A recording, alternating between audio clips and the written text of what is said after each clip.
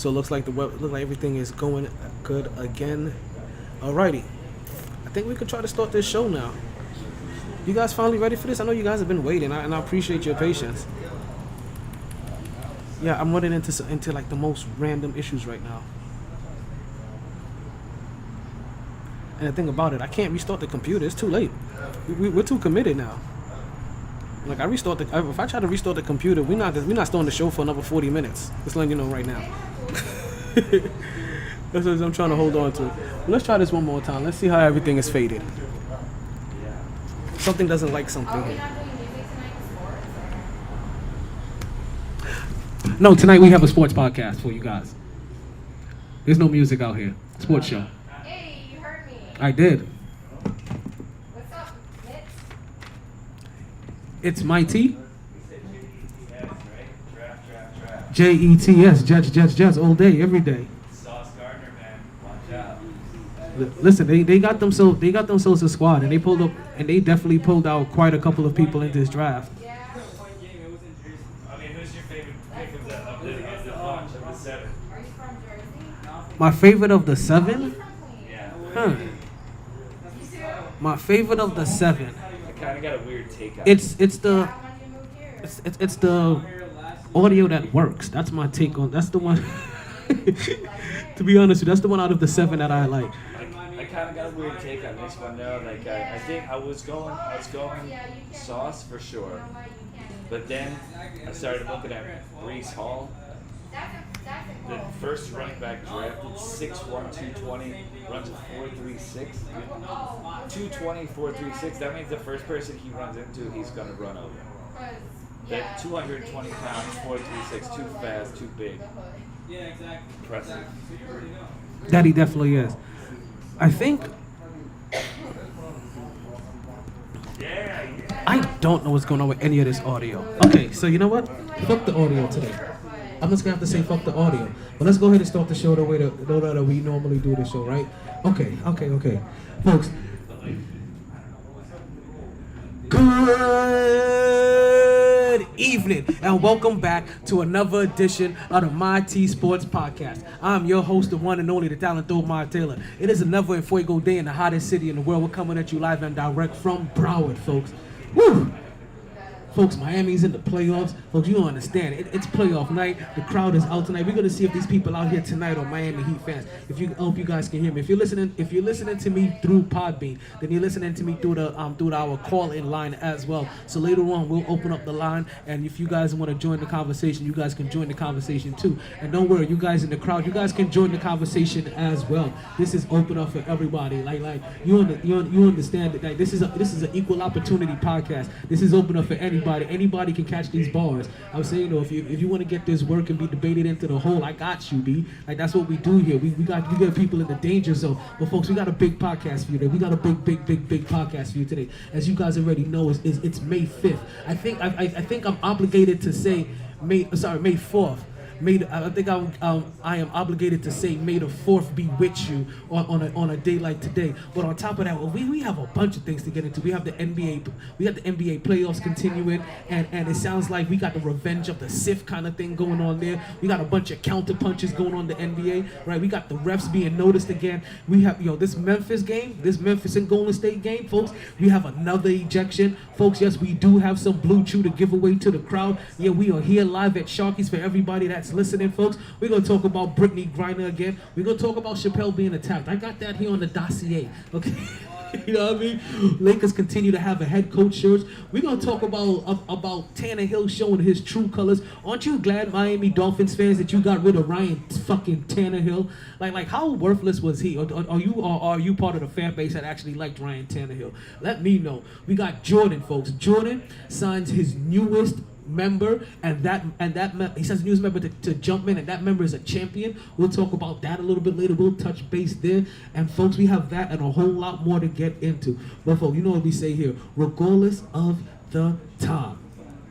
Audio's still not working. Okay, we got that one. And regardless of the weather, you play to win the game. Hello? It's always a good time to talk some sports. So let's start talking. Woo! Back at it like a sports fanatic. MyT sports. Whew. Now, I ain't gonna lie. Okay, so what we're gonna do here, we're gonna start off the birthday. We're gonna start off the podcast the way we do most podcasts, right? Even though we don't have the audio for it, we're gonna see how things.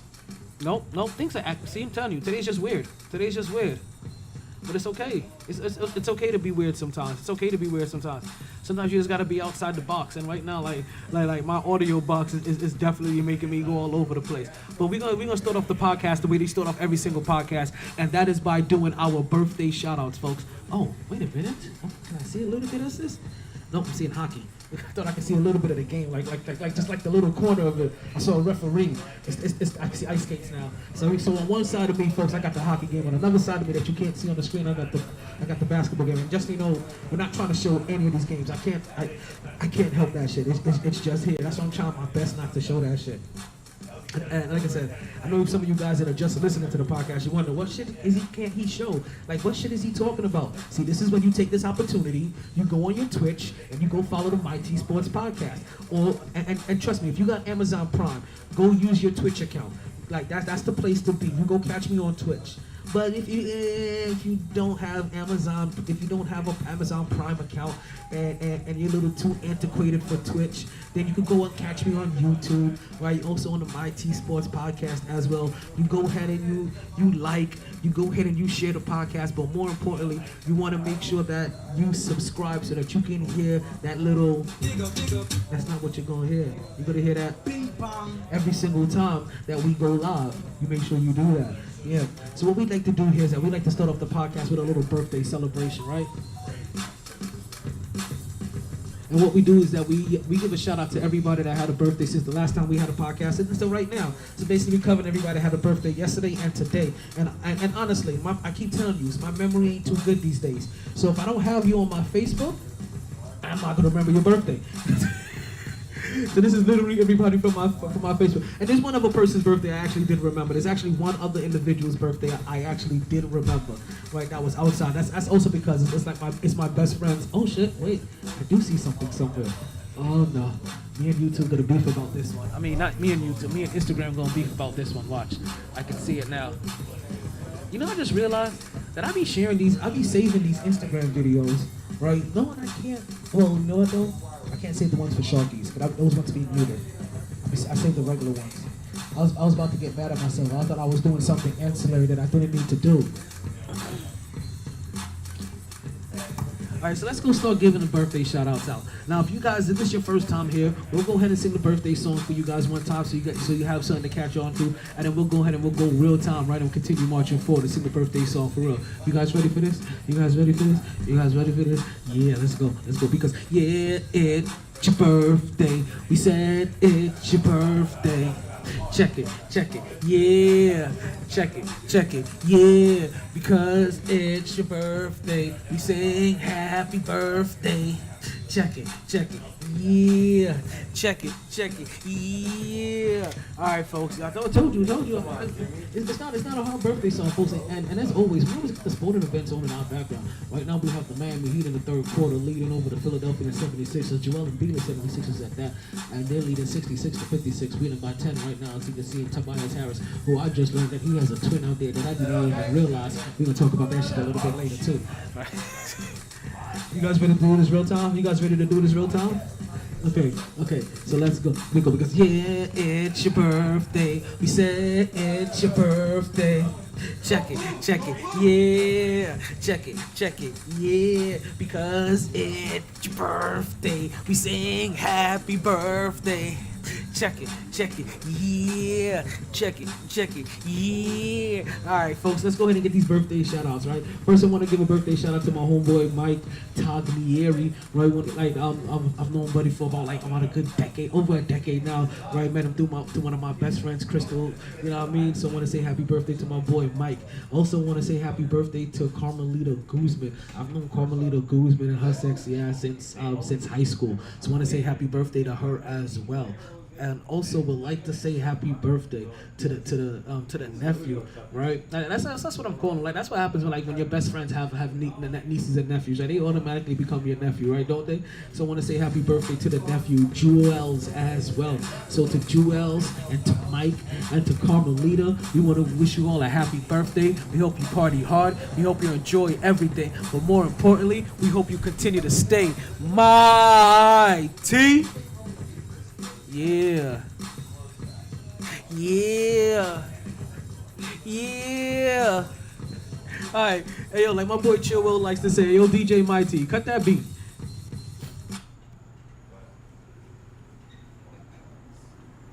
Well, this is officially volume 7,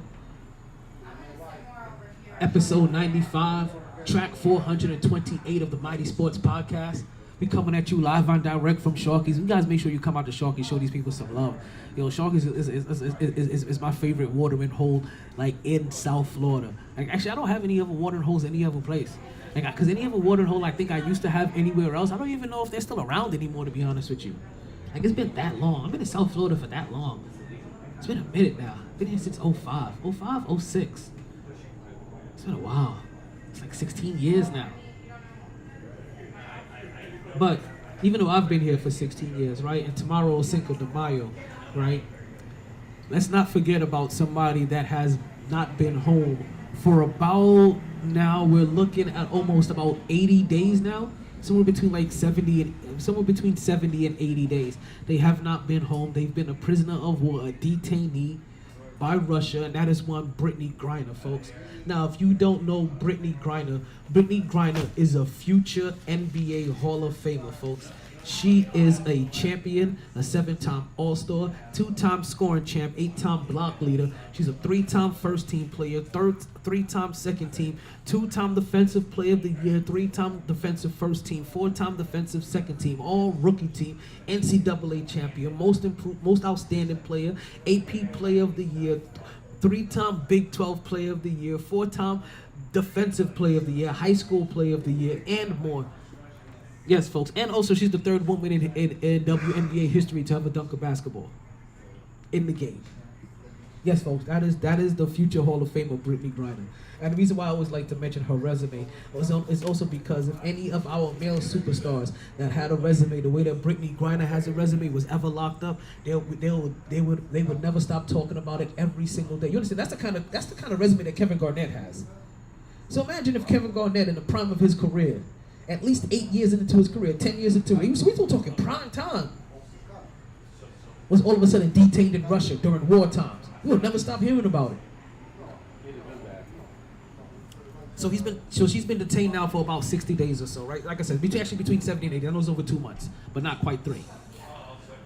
And what has happened up until recently is that there's kind of been a hush order, right? Because they didn't want to, it was a hush order saying that they didn't want, and a hush order to the media, hush order to the WNBA.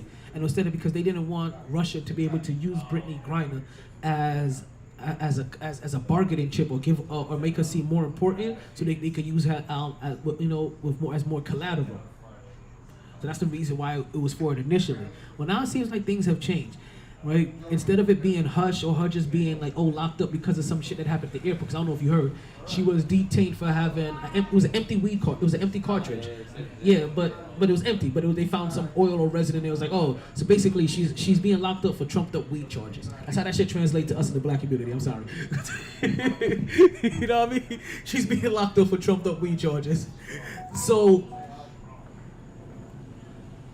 recently now they've come out and said like, oh no, this isn't just her being detained on some airport. They're like, oh no, she is wrongfully being held, and now she's being held hostage. So now they've made it now. She's now moved up the priority list of individuals that they want to go ahead and get back into this country. And I don't know if that was always their plan, or if when last week they got the what was it, the Army veteran? I can't remember what branch he has served, but I want to say it was an Army veteran, Travis something, Travis Gardner maybe, I can't remember, but last week or so they freed up a military veteran, right? Somebody that had been locked up for like about 7 years or so, right? And they finally got him back home.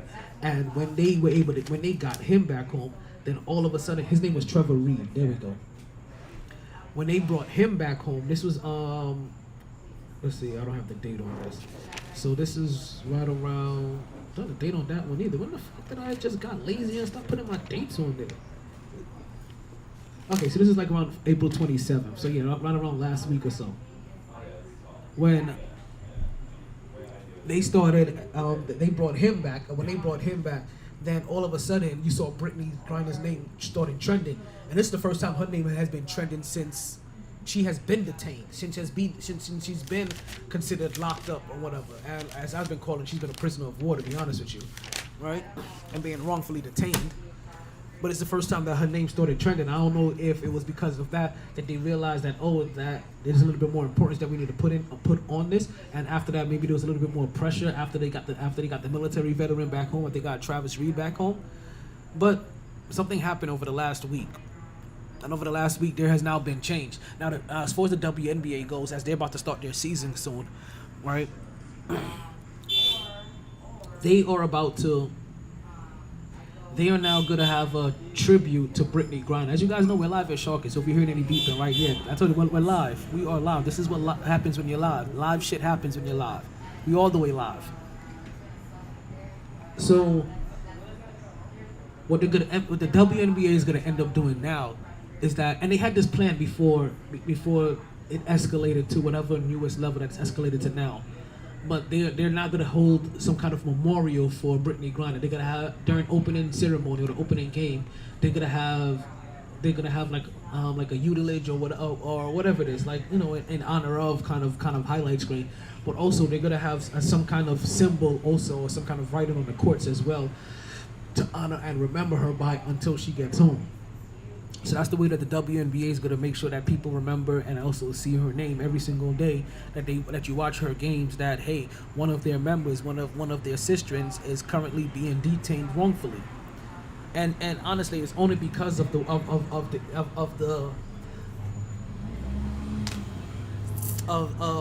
actions that Russia was wanted to take on, and why they decided, you know what, let's go ahead and find this reason to go ahead and hold one of these Americans hostage, especially one of their athletes.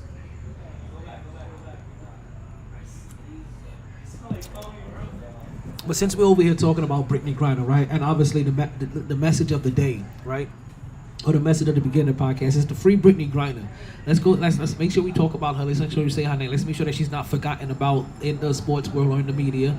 Let's go ahead and get Brittany Grinder free. But also, hey, ladies, I was gonna send a woman do a man's job. Let's also congratulate, right?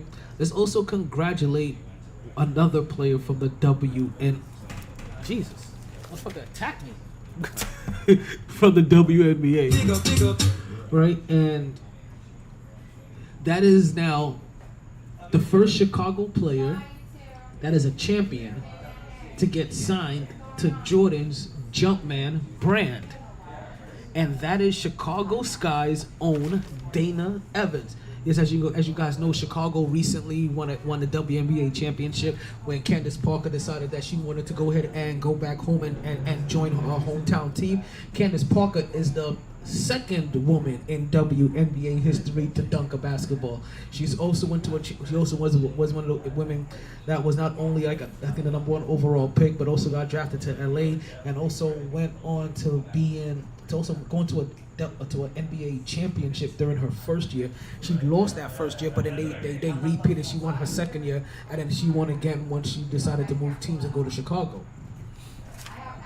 That was a big move for her too. So now you're seeing some of these players from Chicago starting to benefit, right? And have I even raised the curtain yet? You know what? I'm just realizing that. And on YouTube, you guys are just listening. You guys are just watching my symbol. Thank you. I told you, like this. I saw how discombobulated I was with the podcast earlier today. I'm serious. Like that's really how discombobulated I was. Where I thought that, you know what? That's funny. over here, I thought that I would, and I raised up that curtain on YouTube already, but I hadn't even started yet. I told you, all over the place today. We kind of all over the place today, but it's a good place. It's a good place because we here at Sharkies again with you. This is from me to you again. Come close to the mic. Come close to your mic. Come close to the mic. That's that Howard Stern shit for you. You know what to do with the mic. You know what to do with your little smart speaker.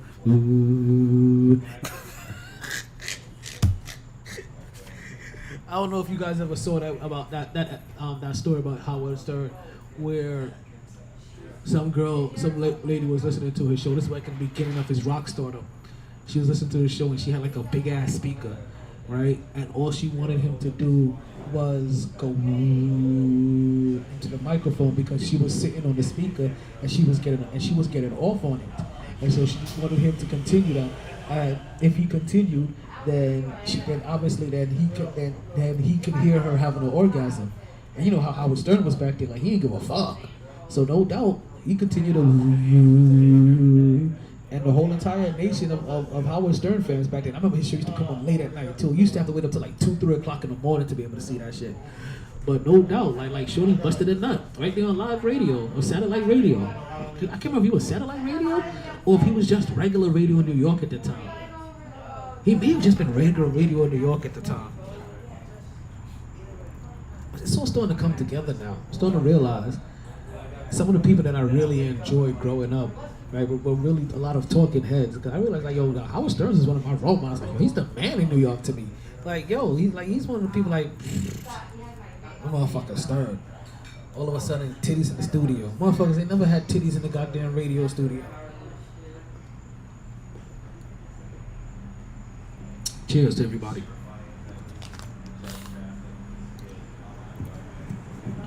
So, who's ready to win themselves a prize for answering some sports trivia? Okay. I guess they don't know what kind of prizes I got. They don't know. They don't know who we be. Which is so funny. I had to recently just add that song into my sports mix that you heard. Listen to. I was like, oh yeah, this is the kind of song that kind of gets you hyped up. Like I needed to add that in there. So let's continue to move on, right? And let's get into the official first topic of the day, right? First of all, first things first. Let's talk about how these referees, right, or stealing the show again early. I don't know if you guys how much of these NBA playoffs you guys have been watching, right, and how much you've been paying attention to not just like the bigger market games, but all of it too, especially like that Memphis game, right? In the first round, there was the Memphis Grizzlies taking on the Minnesota Timberwolves, and while Memphis won that first series, now they have them taking on the Golden State Warriors. And now I feel like the whole entire nation is watching them now. I don't feel like everybody paid attention to them in the first round. Like I think Memphis may have gotten overlooked in the first round because it's Memphis and they're playing Minnesota. People don't really know about that kind of quality that those two teams have. Well, go on, guys. What's up? There. So, what's up? Yes.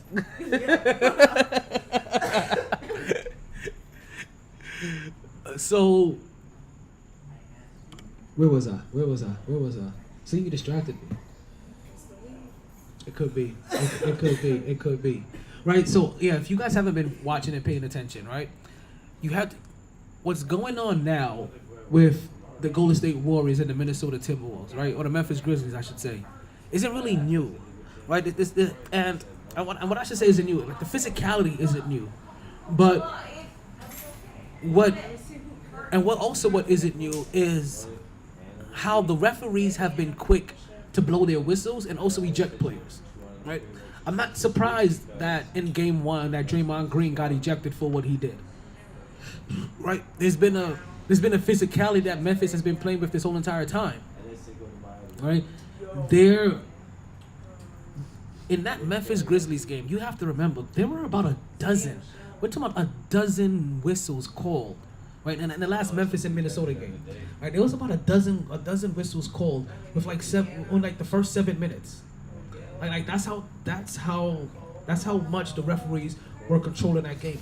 And I don't know if it's a Memphis Grizzlies thing or what. And not to say that Draymond Green didn't commit a flagrant foul, and especially when you put in all the elements from today's rules books, but I don't know if it was something enough to be ejected, right? But he did. He got ejected for it. He got ejected for it early in the second quarter, and at a moment where his team was struggling, and his team came back and won. Well, now we get the reverse, right? We get the yin to the yang in a sense. What's wrong with him now? His wrist is fucked up again. And When you start using motion, what ends up that is okay. I'm gonna say that didn't sound right, but it sounded exactly how it was supposed to sound. That man's wrist he keeps his wrist getting fucked up. Like, bro. Carpal tunnel. I'm like, bro, you got That you boy, too old, you got started. shit. You got You got hit dry. Yeah, you gotta do some kind of lubricant, like some baby oil or something. Yeah, For real, bunch you of know. stuff. You know, yeah. Yeah, watching women. He caught a wrist injury watching 2 minutes into women's volleyball. Well, you know what though, like He was sitting on the couch watching. women's volleyball back in them high school days was the shit. Like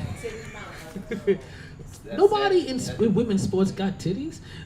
It's for the ass. It's all about the ass. Like they have some of like the thickest thighs and some of like and firmest asses out. Like listen, when I have a son, I'm gonna tell him like you go after the volleyball players in school, son. Okay, like my thing used to be like the soccer players, but now you go after the volleyball players. Like they got hops. Yeah, them two Track too. girls be built different. Yeah, them too. Like definitely. You know, what I mean, like if you can't get a swimmer, you get a swimmer, you can get a nobody. You gotta get the softball bitches. They got all the ass. No, but they also have humongous calves too. Like they have calves as thick as their thighs. Like that's how you know somebody plays. Like I used to look at the girls like calves. They're like, you play softball? You used to play softball? And they were like, yeah, how'd you know? Fucking calves. Them just look like fucking like building columns. Like just huge.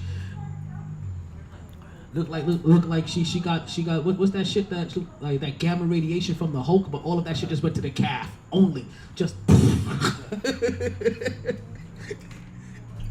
curve on the body is the calf. for real. I mean thighs be nice too, but them calves are equally matched. I'm telling you. Like what TV show was that or what movie was that where some dude got calf injections? I can't remember if it was a movie or a TV.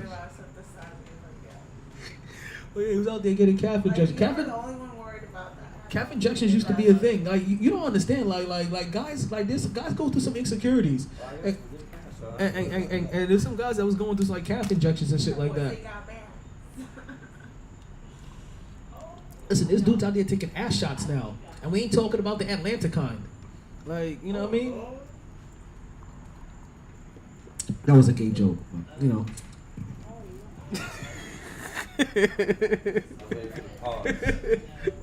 I can't play the pause. That pause is loud as fuck. Like, I still haven't found the right pause to be able to. I mean, I could have just said pause, but I have a pause sound effect, and the pause sound effect, like, it will wake up the whole neighborhood. We don't need the whole neighborhood woken up. Yeah, I played it a couple weeks ago, and I think you remember I sobered everybody up. yeah. Yeah. Like pause on the pause. But the one thing that's not being paused is the referees and their whistles. So due to the referees' reaction from their first game where they ejected Draymond Green, they almost put themselves in a corner, right? Where once there was the foul by who was it? Brooks? Brooks, right? Once Brooks committed the foul, right? As he's going to challenge the shot, and it looks like challenge the shot. I don't know if that's a loose term for what happened, but as he goes to contest the shot in some way, shape, or form, he just kind of like runs, blows by him, and he catches him with a club and elbow over the side of the head. Now, due to that club and elbow off the side of the head, Gary Payton III or second, whatever number he is at this point, Right, he has a concussion most likely, so he probably doesn't even know if he's a second or third his damn self. All right, what's going on, Ronnie? We see you popping up there. We have one of our other military members, Ronnie, popping on. Let's listen to us directly from the Coast Guard. Big shout out to Ronnie. Hold on, let's get him a bigs. Big up, big up, big up, big up, big up. So now now Gary Payton, he goes down, right, and as he's going down, he needs to brace himself. So he braces himself. He puts his arm down, and all of a sudden you see him popping back up, and bam, you could automatically tell, like, as he's holding his arm, that damn, he must have jammed some shit. Like he either jammed his shoulder or he jammed his elbow, but something got jammed up real bad because it was automatic. It was like bam, then he's holding the arm. And generally that's always a dangerous play. That's the reason why they talk about trying to protect players or people landing awkwardly. Because a lot of times when you come down, one of the first things that you generally do is trying to brace yourself with your hand. But that's also what leads to a lot of wrist injuries, elbow injuries, and also shoulder injuries. And as we can see with Gary Payton, it actually ended up being an elbow injury for him, and now he's gonna be out for some considerable time. And the Golden State Warriors will be lucky to see him back in the playoffs. And this is big for him, right? Like, this is definitely big for them because he's one of their energetic guys. He's one of those extra bodies off the bench. He's one of those individuals that, listen, like, whether he gives you 2 points or 15 points, what he does in energy and hustle and also being able to give guys time off is unmatched. Because even if, because like I said, whether he gives you 2 points or 15 points, one thing that he generally always gives you is a plus in the plus minus column. So the referees kind of backed themselves into a corner. Now, that once Brooks committed that foul, there was nothing left for them to do. They had to eject him at this point. And you had to eject him because you just ejected Draymond the game before for something very similar. And we see it all the time in the NBA, makeup calls, right? So in a sense, this is a makeup call to keep consistency. But also, like I said, like the referees that have been calling the Memphis Grizzlies game, starting from the Minnesota series, they've been calling these games really tight. Take a picture together, man. Take a picture. And this time, it took the referees less than 3 minutes, folks. It took them less than 3 minutes to go ahead and eject and go ahead and kick somebody out of this game. Now, again, while I guess deserving based off of the rules of today's game, and I always have to say it like that because, like, some of us just came from a different era where this may have just been a hard foul and you keep it moving, but you know what? It's about player safety, protecting players.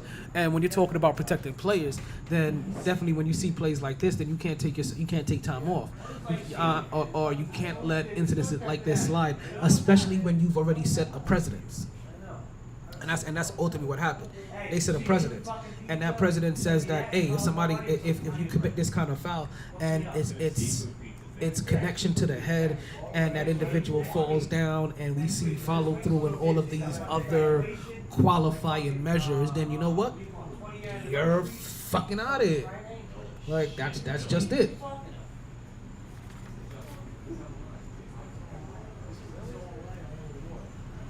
Now, in this game, the Golden State Warriors, you can just see it. They couldn't quite ever catch up, right? They were always behind in this game, and every time they made a run, every time they tried to take the lead, the Memphis Grizzlies would just continue to pull away.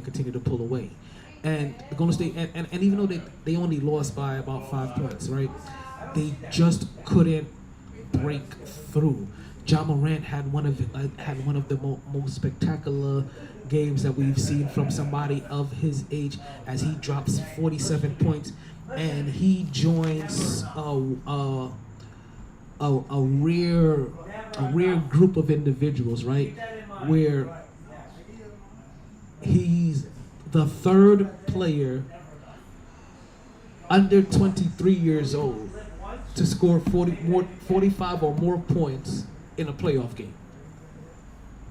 and that joins him with Kobe and LeBron James. And while I'm not gonna say that's not impressive, right? But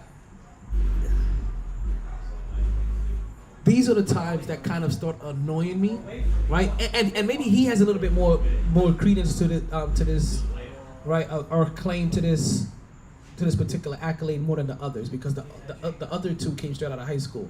He at least did some college. But here comes now, and I generally hate to see this, when you have good players, right? You get the obscure stats suddenly, right? To see how you can fit them in the same categories of other NBA legends. And this is one of them. And not to say that he didn't have a good game, not to say that he didn't ball out, but to pull up the obscure stat out of nowhere to be like, all right, listen, John Morant, he's the only third player under 23 years old to score more than 45 points. Like, come on, let's calm it down. But also, I bring that one up. But that's not the only one. That's not the only one. Well, like John Morant, he was trending earlier, and while trending, you saw multiple categories of accolades he shared with other legends. It wasn't just this. Like as I said, like here comes literally the obscure stats syndrome, where they're gonna start pulling out all of the random stats that he has, that he shares with other great individuals. And this always nags me. Listen, it nagged me when they did it for LeBron James, when they was doing it to compare to Kobe and Michael Jordan, and they also nagged me when they did it with Kobe when they was using it to compare him to Michael. It did. They really do find some of the most random shit ever, but if it's true, it's true. And John Morant had a hell of a game. Like Stephen Curry, he put up 27 points. Andrew Wiggins dropped 16. Klay Thompson dropped 12. He had a couple of big shots early, but for the most part, Curry and Thompson struggled from the line, 3 for 11 and 2 for 12 for Thompson, right? But when it came for John Morant dropped 47 points, folks. 47 points, 41 minutes on 31 shots, 15 shots made. All right, 5 for 12 from 3-point range. So he basically outshot Stephen Curry and Klay Thompson, because them together they shot 5 for 23. He was 5 for 12 by himself, and he was feeling his shot early.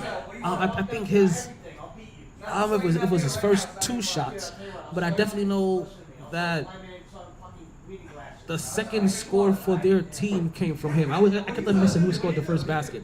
Like I watched that game probably 4 different times over. And hold on, peeking on this Miami Heat game. The score is 80-91. 11 minutes to go in the fourth quarter. Philadelphia is struggling to get a shot up. Look at that. Shot clock violation, right? With the whistle? Yeah. So how's it gonna look for Doc? And you guys take some time, right? And we'll come back to this. But how's it gonna look for Doc Rivers if the Miami Heat sweeps him, or sweeps the Philadelphia 76ers, or actually let's stay there. Let's stay there before I add any oars into that. How's it gonna look for Doc Rivers? How will it look for Doc Rivers if they get swept by the Miami Heat? You guys marinate on that. We'll talk about that a little bit later.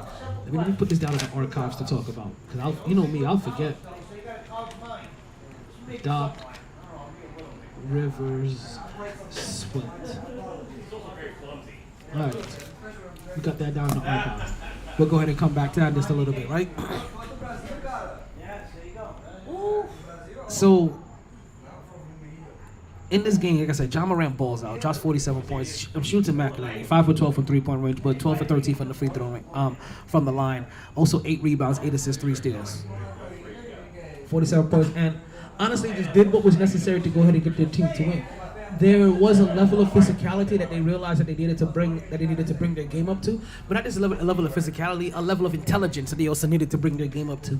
And I think they did both in this game, because that Minnesota game had while it was a little physical, right, and it had some physical moments, especially when you have a guy like Rat Beverly on the other team, right? It had a level of physicality, but not to the level of physicality that people don't realize that the Golden State Warriors actually do play with, based off all of their off-ball movement and defensive communication. There's a big level of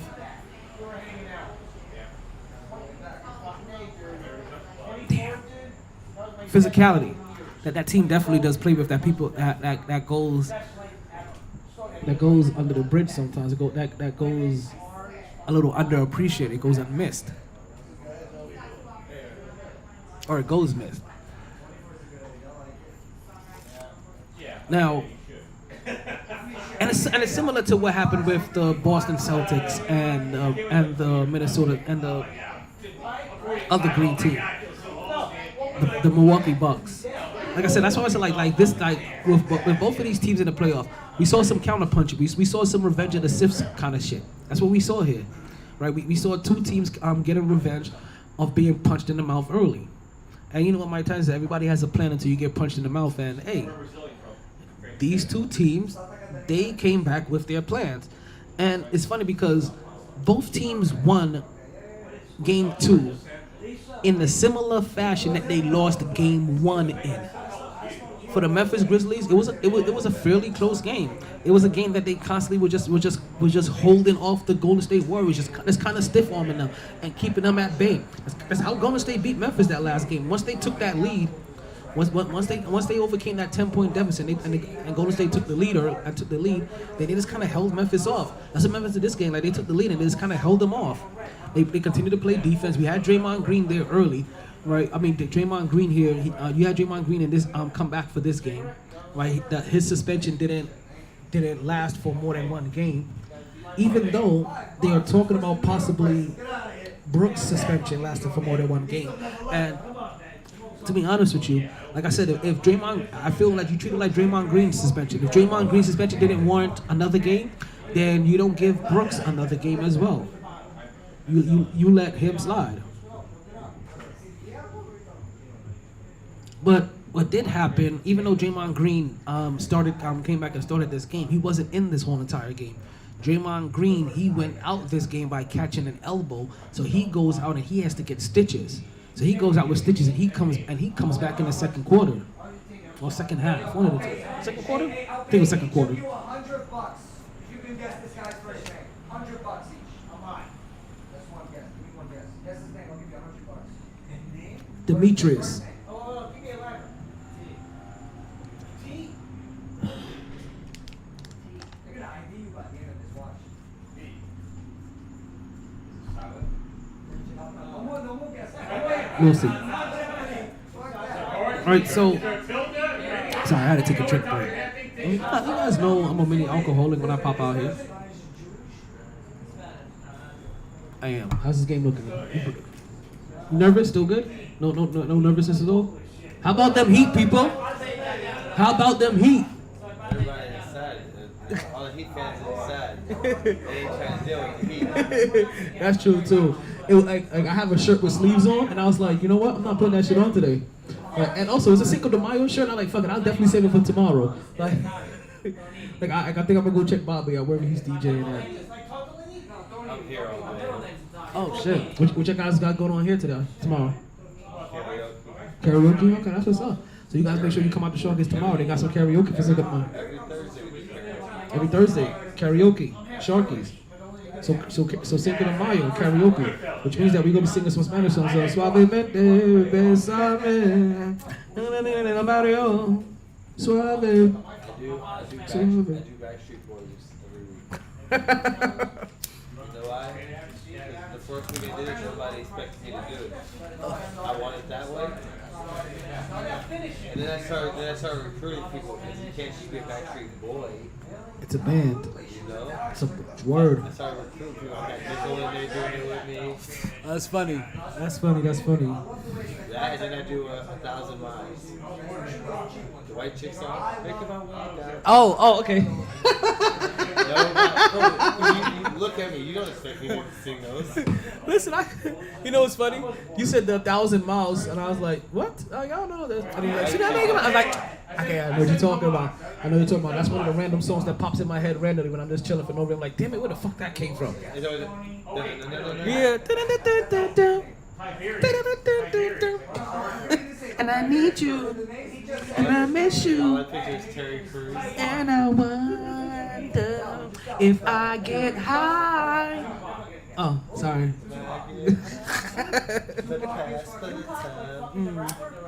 Get the fuck out of here. Hold on, hey, we got Tupac right here. Tupac. Tupac right here. Alright. That's Tupac. His name's Tupac.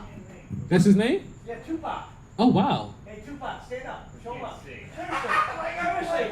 Go there. Come on, man. Let's get this shit going on the podcast. That's interesting. That's his legal name, Tupac. That's what's up. I heard them trying to guess your name over there, and they said it started with a T or something. That's. They said you'll never guess it. I would have never guessed Tupac either. Yeah. Awesome. Hey, how about boy can freestyle too? Like I would have thought like Ferragamo before I thought Tupac. Like. It does say T-U-P-A-C. Y'all gotta let my brother tell you the story. It says right there T-U-P-A-C. On his driver's license. Look, y'all gotta let my But on brother camera. tell you why he's named Tupac. Y'all gotta hear this story. Well, hide the DL number though. Don't show his DL number. That definitely says Tupac. I have confirmed it. That definitely says Tupac. His last name is. Well, is his name Tupac because like when he was giving birth to you, like they finished 10 out of a 12 pack. It was like, oh, we got us a 2-pack left. Hey.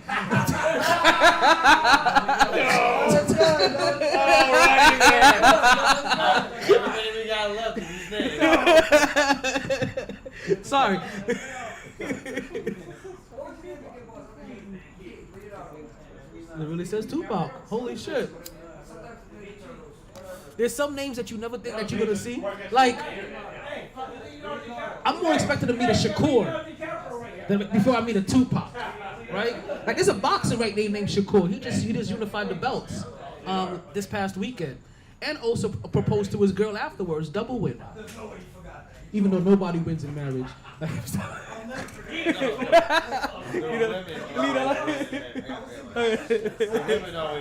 The women don't. Yo, They get your money during it, and then if you split up, they get your money out. you know what's funny? Because I'm watching the proposal. I talked about this on Monday, but Shakur Stevenson, he proposed to his girl, right? And obviously she starts breaking down. Oh my God, yes! And I'm looking like you expected her to say no? Like, you're the breadwinner, you're her cash cow. She ain't going no. Listen, she It could. would have been funny. Yeah, like I'm still waiting for the girl to be like, nah, like what? Like the whole, like, you know what's fucked up? That'll probably get her twice as much attention. Like niggas will be in her DMs all over the place. Like, she ain't have to be for my money. Like if she don't want to, if she said no to a full-time champion, like, she ain't have to be for my money. Next thing you know, Ben Simmons and Devin Booker in her DMs. I still don't understand how they could fuck a Kardashian. Like, oh my God, they all would have been in her DMs. Like, Rudy Gobert, like all these crusty motherfuckers. What's that nigga, PJ Washington? Like, cause he ain't learned his lesson. As you guys know, the story between PJ Washington. He hooked up with a internet thotty who on the internet said, like a social media thotty who on her social media page said that it's easy to if you want to get a bag, all you have to do is fuck an athlete. Them niggas don't use rubbers. That's what she said. And then he hooked up with her, didn't use a rubber, right? She got pregnant when he was away in the bubble or some shit like that, right? She went ahead and devoured divorce and custody paperwork from him, right? And took that money and took his child. He's still out here sounding like R. Kelly. You know what I mean? Talking about, y'all quit playing. Quit playing.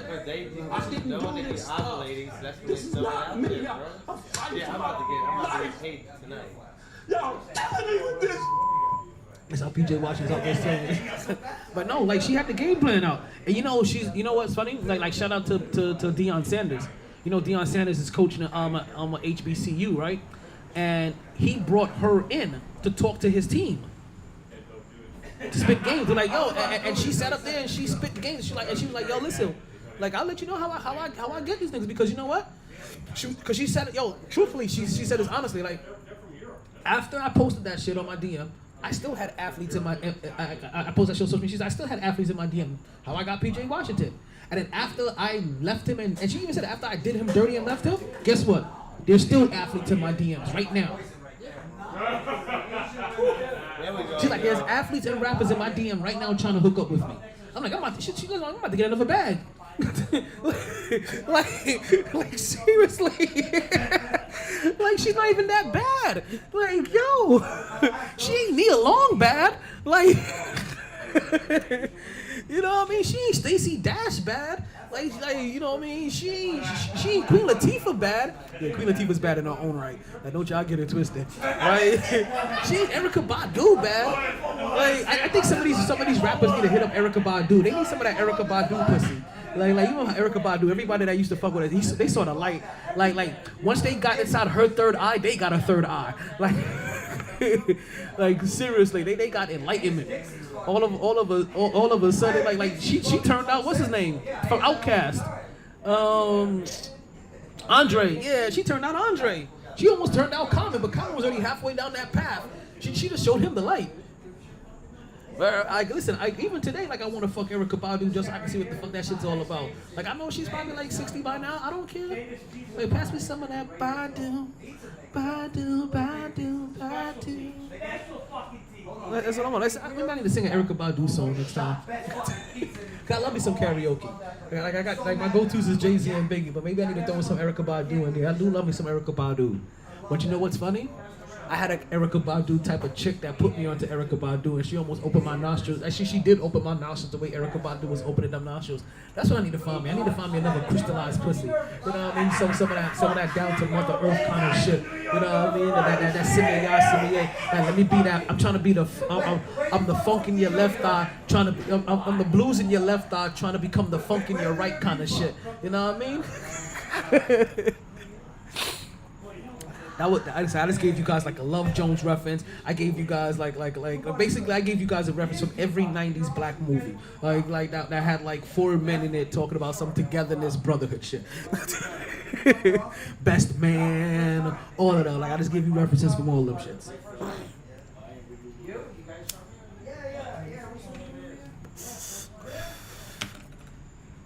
So let's continue right with these Memphis Grizzlies. I know we got a little bit sidetracked, but really, so as exciting as this game has been, right, and the series isn't going to be, the Memphis Grizzlies, what they end up doing is that they did the counterpunch, or they did what they're supposed to. They took care of home.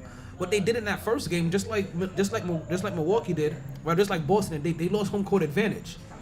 For them to lose that second game will be blasphemous. For them to lose that second game, they'll be setting themselves up for failure.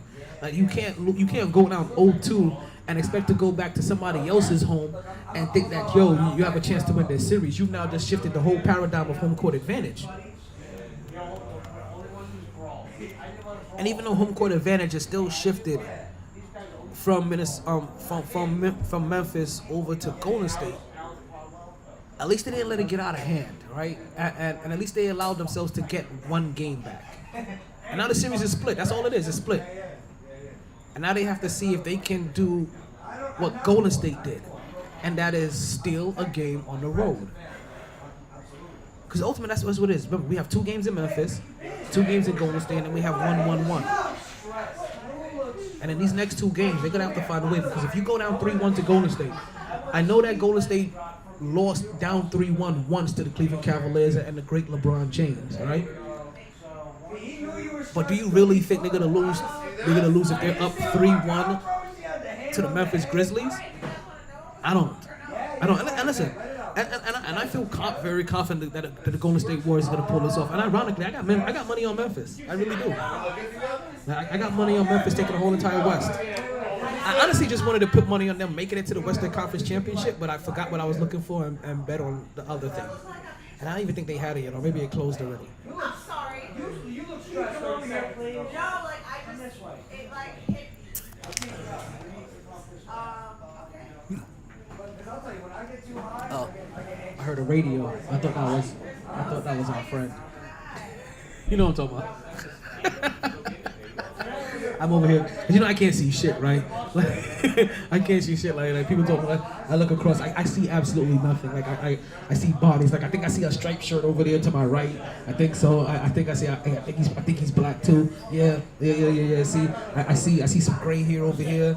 I see some black and white sneakers. I think I see a black calf. I think I see a black calf. We was talking about calves earlier. I think I saw a black calf. But when I say I can't see shit, like I look down here, I think I see a hat. I think I see a round hat. Like I don't know if it's a cowboy or a sun hat maybe. But I think, is that what's his name? That's Norm. Yep. Okay. Yep. That's what I was thinking. Is that Norm? I wanna go where everybody knows your name. Oh, here goes the man of the hour. What's going on? Coming over.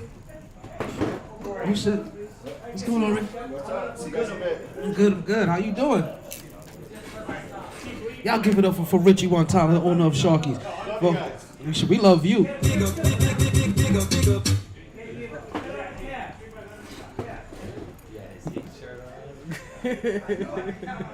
I was wondering where he was at all day. This is the first time I've seen him since I came here today. So I don't know if he's been locked up in the office or if he was somewhere else. But I was like, wherever it is, he must be busy. Yes, the Heat game. Heat versus Philadelphia. Are you starting, Norman? AB Norm. AB Norm. All right. Abby normal. You say Abby normal. Sorry, I was listening to the conversation in the background. I know I was giving you guys awkward silence. I was letting you guys behind the scene. Cause I know you guys can hear that too on the microphone as well. What's going on, Barbara? Welcome to the MyT Sports Podcast. You've actually joined us from a very unique platform. This is the platform. If you would like to call into the podcast, you can call in and join here as well.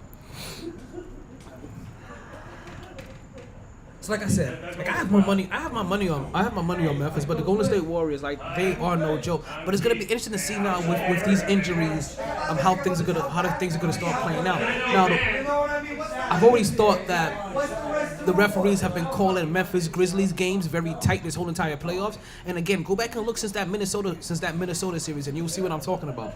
Right? It's been ridiculous how many fouls was called in that series, but. Now the league officials are going to go ahead and sit down with the Golden State Warriors and the Memphis Grizzlies and talk to them. Basically, and I honestly don't think, I probably don't expect they needed to have a talking to be honest with you. But you know how the NBA is. They want to take precautions. They want to do the CYA shit. Let these guys know, hey, don't get out of hand. Like take it down a notch. We don't want to see any incidences going on. Basically, they don't want to have a malice in the palace, or they want to have any kind of eruptions or any kind of fights going on the court as well. While the NBA is going ahead and showcasing their sport on a national platform at this time. Like regular season shit, they don't give a fuck. This would have happened in a regular season game. Like they wouldn't have been talking to them before their next game. Even if they had a home and home, right? And they had a home and home series, like little mini series in the regular season, right? And this had happened, they wouldn't have talking to them. It's because it's the playoffs, and they don't want this to keep escalating the way that it has been, or any further than where it is. Because you already heard Steve Kerr. Steve Kerr came in and called them dirty, right? Steve Kerr came out and called them dirty. So you know Steve Kerr feels like they're dirty. That means the coach's feelings are going to start resonating with the rest of the team, which I'm pretty sure is what happened in Game 2. Was that you got the coach's feelings and the coach's message resonating with the team, and that's the reason why you saw them come out and play as hard as they did, challenging every shot, making sure that they got no layups, no easy shots. Like make sure that they felt them. I'm pretty sure all of those little key trigger words was part of their coach's message. And so they came up there with a level of intensity that caused them to get a little flagrant. So what happened? So now the league officials are gonna talk to them and make sure that things don't escalate anything past that. So with Gary Payton being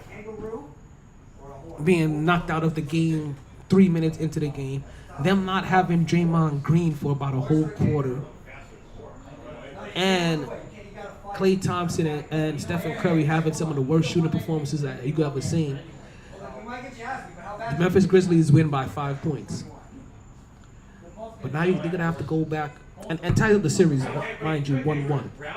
But now they're going to have to go back and deal with that Golden State crowd and play the same Golden State team that the less they have, depending on who they have, is just gonna help them get a little bit more hyper focused. And expect a motivated, a focused, and a Stephen Curry and Klay Thompson is gonna shoot a whole lot better than 5 for 23 in Game 3, and it may continue into Game 4. Remember, this Golden State Warriors team, and I've said this before, right? That the Golden State Warriors are actually a team that's actually fun to watch. And they like to have fun and like to put on a show, especially for their home crowd. They're going to be there not just to show up, but they're going to be there to show out. We're going to see we should be expected to see some beautiful basketball from the Golden State Warriors in their next 2 games. Now, a way that you can guarantee that you have a beautiful performance, the way that you can guarantee that you also have a beautiful performance, that is with Blue Chew. What is Blue Chew, folks? Blue Chew is a little blue pill that can give you back your thrill. All you have to do is open up a pack and head straight to the sack. Just a few chews before you do. This thing has the same active ingredients as Viagra and Cialis, so this is one opportunity that you just can't miss. For a very low cost, you can beat it up like a boss, and she's gonna love how you come through like a champ when you Blue Chew in advance. And if you use this week's promo code of, what do we have for this week? It's KIFJ. That's this week's? Yep. KIFJ. You can get your first order of Blue Chew for free on me. But also, folks, if you're out there, if you're listening and you're out there, if you're able to, if you want to play along, folks, and you're able to answer my sports trivia questions, you can get yourself some Blue Chew for free, or get yourself a doobie, folks. Who wants a doobie snack? Who wants some Blue Chew out there? Hey, yo, who wants some Blue Chew and who wants a doobie snack? They're not listening. They're too engulfed in the game and under a sidebar conversation. You hear them coughing. Somebody wants a doobie snack. And they already partaking in a doobie snack.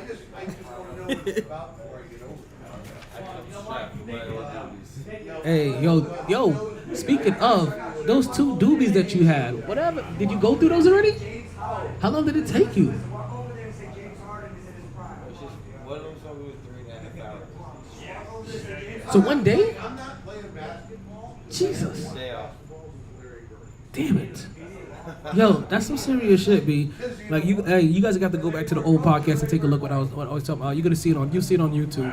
But oh my goodness. Like, those things were monsters. They were ginormous. You know what? I'm through, but you know what, folks? I'm gonna get you guys a new Blue Chew promo code. Just let you guys know, right? So, your promo code for today is gonna be KRVJ. Your promo code to get your free order of Blue Chew is going to be KRVJ. That's Kilo, Romeo, Victor, Juliet. Go to BlueChew.com. You use that promo code, and you'll be able to get your first order of Blue Chew for free directly on the folks on here on MyT Sports Podcast. The only thing that you'll have to do is pay for your shipping and handling. Make sure you take care of your postal workers. I don't think I have to go into any long soliloquy about that. Blue Chew. There's only 2 requirements when you get it. You chew it and then you do it. That's it. All right. Now that we've got that out the way, right? Right. So, oh shit, chocolate bud. So how about them Heat? How about them Miami Heat?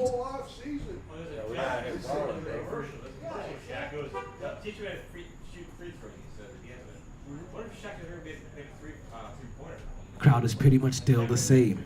But folks, the Miami Heat are currently winning by 12, folks, with about 3 minutes, under 4 minutes left to go in the fourth quarter. Look like they're going to be able to take the decisive victory as they go ahead and beat the Philadelphia 76ers without Joel Embiid. And it was funny, right? Because there was a couple of things that we were talking about before this game started, right? And one of the things that we were talking about was James Harden, right? And we were talking about James Harden's game, of all things. And I know that I know for you guys that have been listening to this podcast for a while, you're like, oh shit, here we go again. Same old shit, dog, just a different day. Here we go again. Right, but it's about to happen.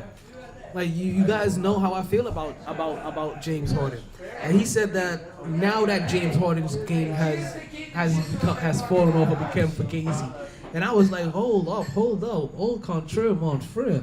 Like his game is not, it didn't just become fugazi. His game has been fugazi. Like Jay-Z, James Harden has had one of the most fugazi games in the NBA ever. Like if you're a hooper and you watch his game, his game is just not aesthetically pleasing. You see all the glitches and the gimmicks in it. There's something that always looked quirky and off about how he scored.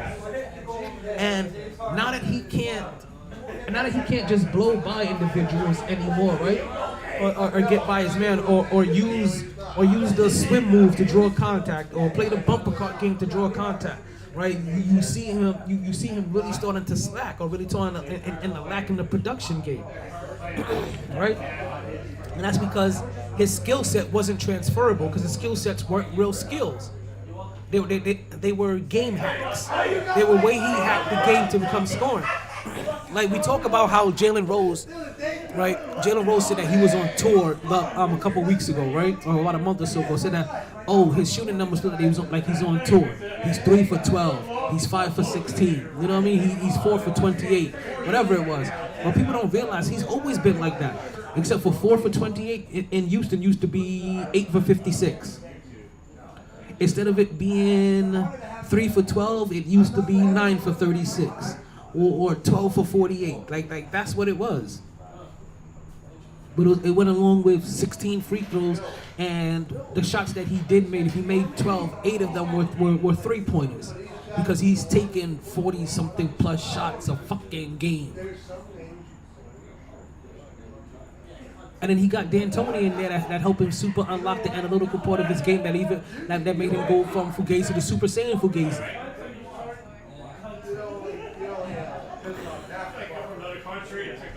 His game has always been whack as fuck.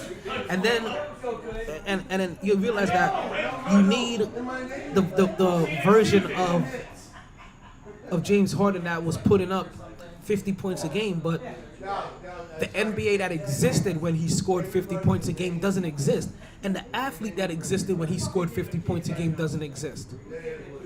Like, how you gonna get 40 points if you're gonna get that guy that can't get to the line as much, that can't get contact, and he was never that efficient to begin with.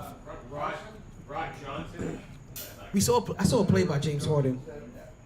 In the last game, right, where he was driving to the lane, and he can't get by his man. I think he's being guarded by PJ Tucker, maybe, right? And he can't get by his man. He can't blow by his man for shit. But as he's driving down the lane, he decides, you know what? I can't get by him. So he used one of his game hacks, and he hooks him, and then he loses his balance and he falls into him. And automatically, I'm looking like, he threw himself into it, but that's how he draws fouls. And you can see it automatically because his legs go dead. Like, he didn't get fouled. It wasn't any contact. He wasn't trying to shoot, right? Because if he was trying to shoot, he would have been going up. No, he's going down. Look at it. He literally drops his legs from underneath him, and he's going down as he's trying to drive to the lane. This is how he draws contact. Now, granted, like, this is also partially to tell you this how the NBA kind of is these days, because also we see something similar with a lot of 3-point shots that are taken, right? When individuals taking 3-point shots, especially when they take it in that corner, they are taught, if that guy is flying by you, or if that guy is closing out on you, fall to the ground. So you see guys automatically take shots and then automatically pushing themselves back to go fall on their ass to try to draw contact. Like, it's how they're taught to play the game. Like I said, and while it is efficient for a lot of people, like, some people take it a little bit too far. And we see when you take it too far, the NBA has to come in and you have to make rule changes so that people like LeBron James can't flop, or people like James Harden can't travel or jump into individuals to draw fouls. Because also what happens is that you get other younger generations of Fugazi ballers that look up to Chris Paul, that look up to James Harden, that also look at the way that they score and have been successful and have had longevity in the NBA, and say that, hey, I can utilize that into my game and have some of the similar success, or have some kind of longevity as well, aka Trae Young. Like I said, yes, I hate to point out, a lot of like an individual who was America's newest favorite player. But yes, you look at Trae Young. Trae Young was also a James Harden, Chris Paulish kind of guy, but more James Harden kind of guy, right? Where he was using game hacks, or as I like to call it, fugazi tactics, right? Fukakta tactics, right? To go ahead and draw contact. So I hate to say, like just like James Young, like just like James Harden, right? I fully believe that Trae Young has one of the most fugazi like games in the league, right? And eventually he's going to be exposed, and I think that you're starting to see him get exposed a little bit more. Like you saw a portion of it this season, and then you also saw when he tried to make a deep playoff push, that when he's not getting what he's used to, that hey, you know what, and that things just don't look right. Yo, we got Trae Young was still good. Fuck Trae Young. Fuck Trae Young. Fuck Trae Young. Fuck Trae Young. Beats like that. I be that. I be that. I be that. I be that.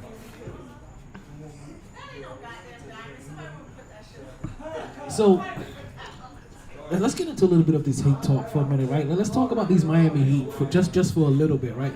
Because I think we've talked enough about the Memphis Grizzlies and the Minnesota Timberwolves. I think we've given them enough time. I think we've even given James Harden enough time. Right, so I think we've been giving Philly enough time. So let's move over to the Miami Heat. Actually, how many assists does James Harden have? I saw there was some betting numbers out there. For all you people that are gamblers and like to bet, I saw the betting numbers out there, and they had the numbers at James Harden under 9.5 assists, and Bam Adebayo over 10.5 rebounds. And I think I definitely would have taken the over on Bam. But without any James Harden, anybody else? I mean, without any Joel Embiid, like I don't know if I'm taking that under on James Harden. I think he should have more than 9.5 assists. How many he has? Have they shown his stats? Let me know when you see it. Bam Adebayo's rebounds and James Harden's Nice fucking steal. assist. Let's see if we can go ahead and get. Let's see if we can go ahead and get those numbers up as well as this game is currently going on. Now these Miami Heat have been looking impressive, right? This is now the second game where they've won, and they've won decisively now, right? These last two games in Miami, which again, what you're supposed to do. The Miami Heat have done what the Memphis Grizzlies and the Boston Celtics couldn't do, and that's take care of home court advantage. And they may be the luckiest out of all of the teams so far because. Well, let's just go ahead and say it. Neither one of those teams, none of the teams that they're playing, second superstar has fallen off as much as James Harden has, and also none of those other teams' number one scorer and primary star has been injured either. And that's what we have with Joel Embiid. Joel Embiid came into the series already suffering from a torn ligament in his hand, and then at the end of the closeout game in the first series, right, against Toronto, they're up by about 20 points, maybe 16, whatever it was, right, but approximately 20 points. Pascal Siakam comes down the lane, does a Euro step, elbows high up, catches Joel Embiid, fractures his orbital bone. So now we have no Joel Embiid for this Miami series. Miami also has no Kyle Lowry, but I don't expect that from Kyle Lowry. Kyle Lowry to me has always been a guy that always kind of disappears or finds some way to be injured in the playoffs. It's kind of the reason why I don't like him. Like everybody likes Kyle Lowry, but I don't. He just don't vibe with me. Like he isn't as reliable as people like to say that he is. Like I'm sorry, I'm not a Kyle Lowry fan. I'm not feeling Kyle Lowry, B. I'm not feeling Kyle Lowry, B. I'm just not doing it. Sorry. But who I have to give my respect to, who I do have to give my respect to on this Miami Heat team, right? And I hate doing this. I really do. And if you guys know me, then you understand why. right? Because this really is the this really is the the Knicks fan in me. Why I'm doing this, but we're talking about a Bam Adebayo who had 24 points in the first game. He barely missed any shots. But I have to give my respect up to Tyler Hero. Again, the Tyler Hero, an individual that before the season started, he called his own shot and said that, yo, when you think about me, when you think about guys like Ja Morant and Luka Doncic and Trae Young, I want you to think about me as well. And while we all thought that he was fucking crazy, and he still is a little fucking crazy, he at least stepped up. And congratulations to him as he has won the Sixth Man of the Year award. Right? That in this second game right here, he has dropped 18 points off the bench for them. Along with Victor Oladipo, who also dropped 19. See Jimmy Butler and Bam Adebayo, one with 22, the other one with 23. Let's see these numbers. Bam Adebayo. Ooh, I thought he was going to go over on those rebounds. He came under. He had 9 rebounds only. So he definitely didn't. I would have lost that bet. And then we have James Harden. Let's see how many assists he had. James Harden had 9 assists. So he went under as well. Yeah. One of them came through. What's going on, KJ? I see KJ popping up through Instagram. Like, he's always popping up on Instagram. You know he's supposed to be here, brethren. Like, I don't even know why you popping over Instagram. You know you can't hear shit on Instagram. Actually, what am I doing? Actually, I forgot. I'm tripping. I forgot that I cut all of the music out here so that you can hear me on Instagram now when I'm here. I forgot once the show started, I could have put the feedback on for Instagram to get you guys back in the building. My bad.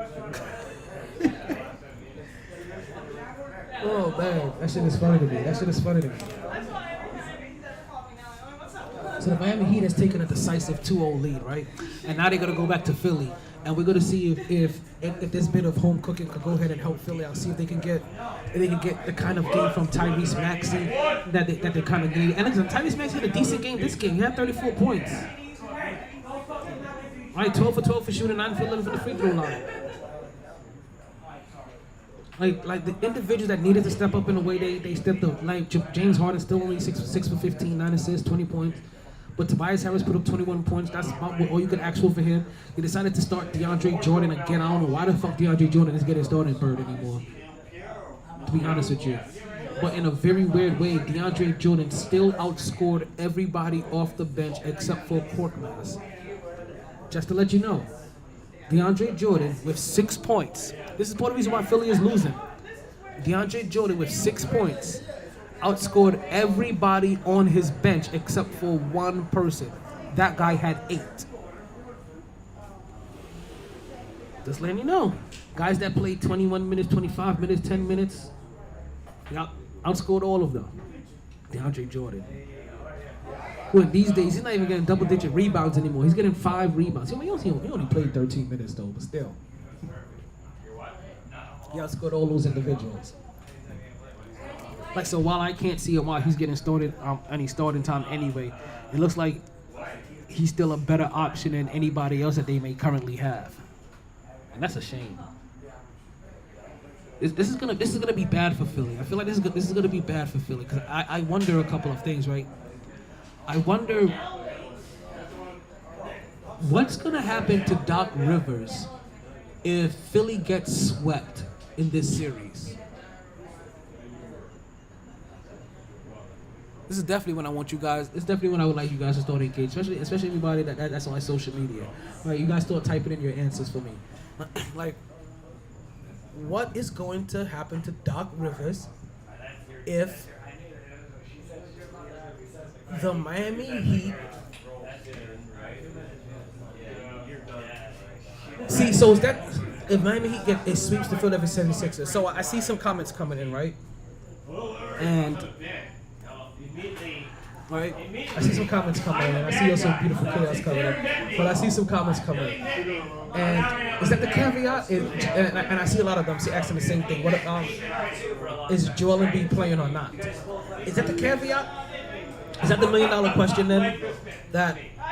Or is that going to be the deodorant that allows him to get off the hook? That if Joel Embiid, I know Philly's done, but if Joel Embiid doesn't come back, does that give him a pass? Or does he still get a pass if Joel Embiid comes back, but he's compromised due to injuries? Like, what incident gets Doc Rivers? Because this is a real scenario, right? Like, this could be a real scenario. Like, Joel Embiid could come back, but he could be completely compromised from his injuries, and he's just coming back just so that he can do what Ben Simmons wouldn't even attempt to do. Like, I have a feeling that they may not get swept, but this may be a 4-1 series, and we see Joel Embiid in Game 4 after Philly goes down 3-0. That's what I feel about this. We have other individuals earlier. We was talking about this. They're like, yo, no, they feel like Philly's gonna win Game 3. And I'm like, no, if Joel Embiid comes back, whatever game Joel Embiid comes back, you win. I feel like they win that first game. It's gonna be too late. Yeah, it's gonna definitely not. It's gonna be too late for them to come back in the series, but they can get a game out. And that's the only thing I'm saying is that they'll win a game, and it'll probably be the game that Joel Embiid comes back in. But even with Joel Embiid back, they lose in 5 games. Or let's say Joel Embiid comes back and they get swept. Is Doc Rivers' job secure? Or do we now start hearing about the Mark Jacksons and the Kurt Ramseses or whoever? The gentleman suite. It could be. Do we start hearing now all of the names from the coaching carousel search start now to show up? Is that going to be the next move now that happens with Philly if they lose here? Or do they say we're going to give Doc 1 more year? Because I feel like Doc needs 1 more year. And when he gets that 1 more year, is James Harden back next year? I'm telling you, there are some players right now. There are a group of spoiled-ass players that I have no clue how the fuck you pay. Kyrie Irving, Ben Simmons, and James Harden. I have no clue how to pay those guys. And all of their contracts are coming up.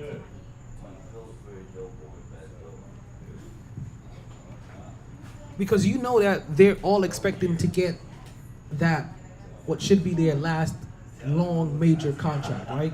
They're all probably expecting to get that last contract where they get $40, $50 million, probably close to like $45 to $50 million for the next 4 to 5 years. That's what they're all hoping, but they need a reality check. You're not LeBron James. Like, they all need to realize that, guy. You guys aren't LeBron James.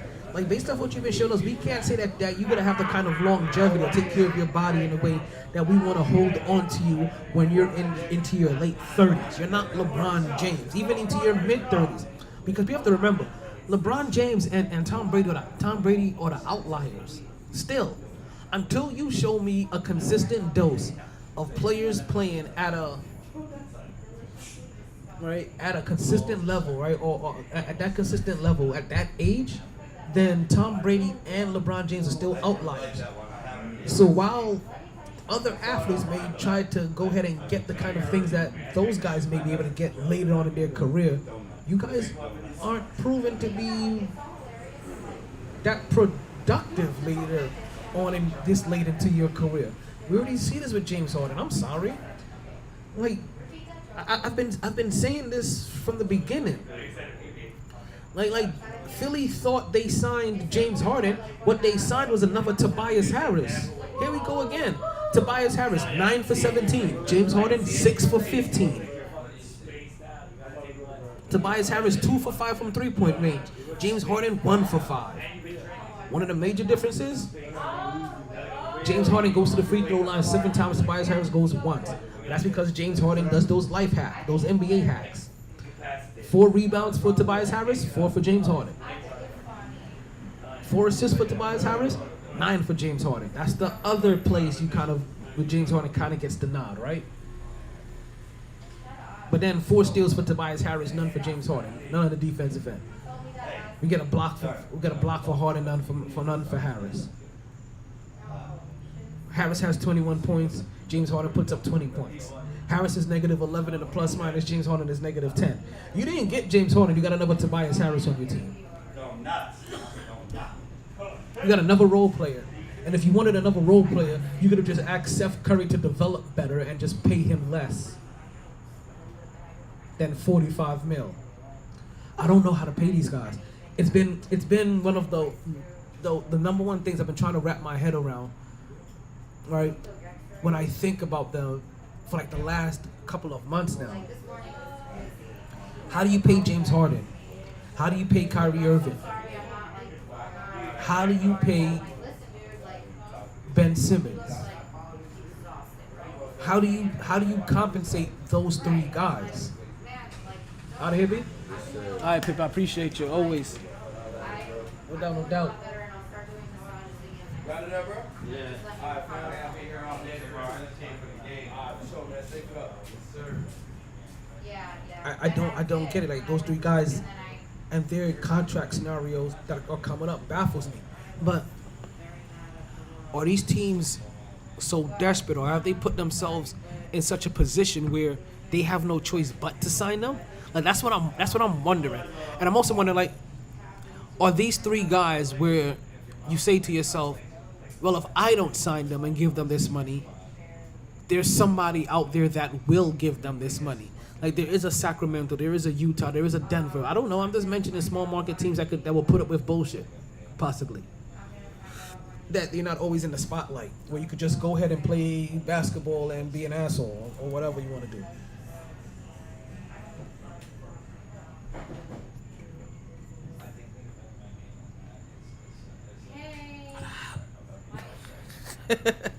I'm thinking of jokes to tell your audience. Oh, I thought you were supposed to come up here. I thought you were supposed to come up here with a joke of the week. What, big leaves? What? Joke of the pickles. Joke of the grit. What? Did I tell you my podcast idea? Tell me. It's going to be called Bussin' or Busted. So we go to different 7-Elevens and try, like, delicacies, like bear claws and whatnot. It's my favorite store in the world. I like that idea though. That's funny. So one-stop shop, you can get Excedrin extra strength. Especially that you call it 7-Eleven delicacies. I don't know if I've ever heard anything 7-Eleven call a delicacy. 10 years ago when I needed them. It took them 10 years to go ahead and figure out the formula to be a better 7-Eleven. So like, we're gonna try okay, so he thinks I'm like the most grotesque person in the world because I'll eat a 7-Eleven fucking hot dog. And then I really regret it though. It's delicious, but then I'll take a shot of tequila and I'll chuck it in the parking lot at unknown location. And there's a person. The whole parking lot's fucking. I'm sorry, can I not curse? No. Like fuck shit. Fuck shit, mother. I have Tourette's, alright? It's okay. What did someone call me? An anus salad. And I was like, what? Anus salad? And I was like, I love it. Can I use it? And he's like, his sister wife was like, she was his sister cousin wife, whatever. They were visiting Florida. Oh, okay. I thought you were trying to say his sister who was also his wife, or his sister who was his cousin and who was also his wife. Ooh, shit. What are you dropping? I don't know. What are you dropping? A picture. No, you dropped something hard. We heard it clink, clink, clink. It's probably underneath there. What did you drop? I dropped my dignity. Did you drop your lighter? Oh. I dropped my dignity. All right, I got a joke and I can't take credit for it. Shit, I just forgot it. It's okay. All right, I got another one. Why can't you get a decent blowjob in New York? I don't know. Why can't you get a decent blowjob in New York? Because all the cocksuckers are down here. Because all the cocksuckers are down here. I didn't make that one up. Wait a minute. Okay, well. Do you want to hear one I did make up? Kind of from New York, and I'm down here. But I don't suck cock. I know, that's why I told you that. Greg's from New York too. Okay, so I got one. I got an original, DD original. You want to hear it? So this morning, right, I wasn't feeling too good. So I drank like a bottle of NyQuil. Oh. I guess you could call me a rebel without a cough. That's That was good. That's I'm my from New York, and you know what? Tom Brady's a fucking bitch. man. It's scary telling jokes right now. Like, did you see Chappelle get smacked by some? That's actually one of the topics I'm actually working my way in to get into. Actually, let's get into that. I haven't seen it. I only read about it. Yeah, so Chappelle got attacked by some audience member. He wasn't a celebrity that he was telling jokes about, so this wasn't another Chris Rock incident.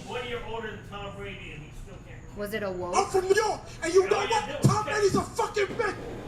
I agree, but he's a hot bitch. I was gonna hear. I'm just gonna like hear somebody talking about Tom Brady over there. Tom During Brady's the a fucking bitch. You're what I like to call, in the nicest sense of the word, like me, kitchen bitch.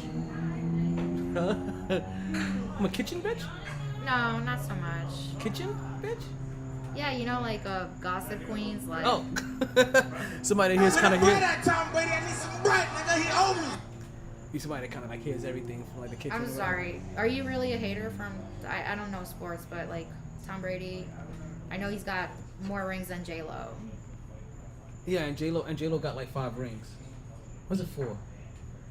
Well, does it count? Does it count as 1 or 2 rings if you get 2 rings from the same person? Double jeopardy. It doesn't count. It just means he's a simp. I'm from New York, and you know what? Ben Tom Brady's a Affleck? fucking bitch. I really do feel like that way. You know who he was dating? Ben Affleck. That hottie. What's her name? The Spanish girl. Ana de Armas.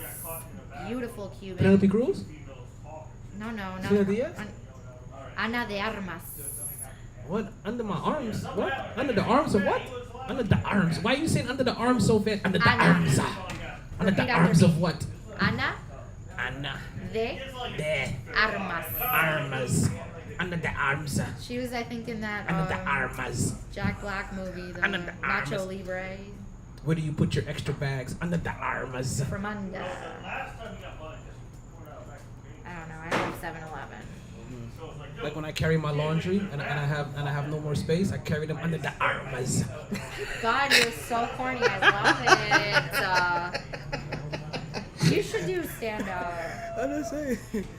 I think it's hilarious that like people like me, that like amateurs, right? They're scared they're gonna get smacked. Like, don't worry, you're safe. Oh, You're safe. but yeah. So Dave Chappelle gets attacked, right? And it's just by some random dude. And obviously the first thing that makes me think like, is this a side effect, right? From the Chris Rock, Will Smith thing, right? Or people now feeling a little bit more comfortable to want to get up on stage and go smack the shit out of, or go attack a comedian. Or was this some activist shit? Or That's Ana de Armas, by the way. I'm still listening. She's a hottie. oh shit. I think she's prettier than J Lo. Listen, by how pretty she is, I would smell under her arms. I heard the most disgusting thing a guy said to this Oh, no. to this e-girl.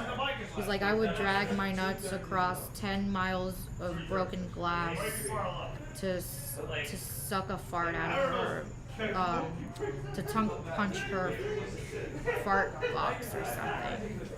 And I was like, you are so poetic, bro. Like, He is poetic, but that's horrible. I think And to be honest with you, like after you've dragged your nuts from 10 miles of glass, all you can do is tongue punch something. Like what the fuck am I supposed to do after? You just destroyed your dick. That's all you can do. Right hook. I used to do left this hook. to I used to do this to people that were creepy, like with the eyeballs staring at me, and I'd be like, Oh my god. and then they were intrigued. Yeah, because that may get you hit on. Bro, Like, so hey, then- let me get your number. So you know what I started doing? I'm like, my name is Boris. Yeah, I'm mail order Russian husband. Under the arms. And if you stroke me off, I stroke you off. Whoa. Yeah, that would send somebody running. I'm just kidding. This isn't me. I'm not on I told you my It's only sound. do you watch porn joke, right? No. I've not told you this? Is this an MYT original? I don't know. I think MYT, so. I don't know your first name. Talon. That is, Like the Eagles Club. that's your last name. No, Taylor's my last name. Talon Taylor. Yes. That is a porn Talon star Tony. name Thank if I you. ever heard. Bro.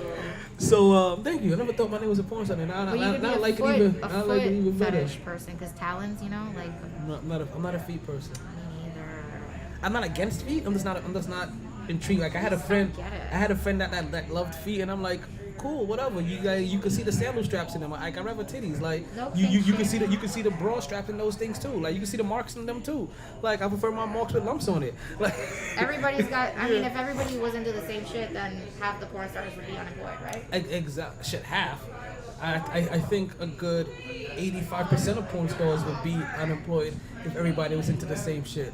Like there are some categories out there where I'm like, wait, Sure how is do. this Old trending? and young. That is interesting. Old and young. Very, very salacious.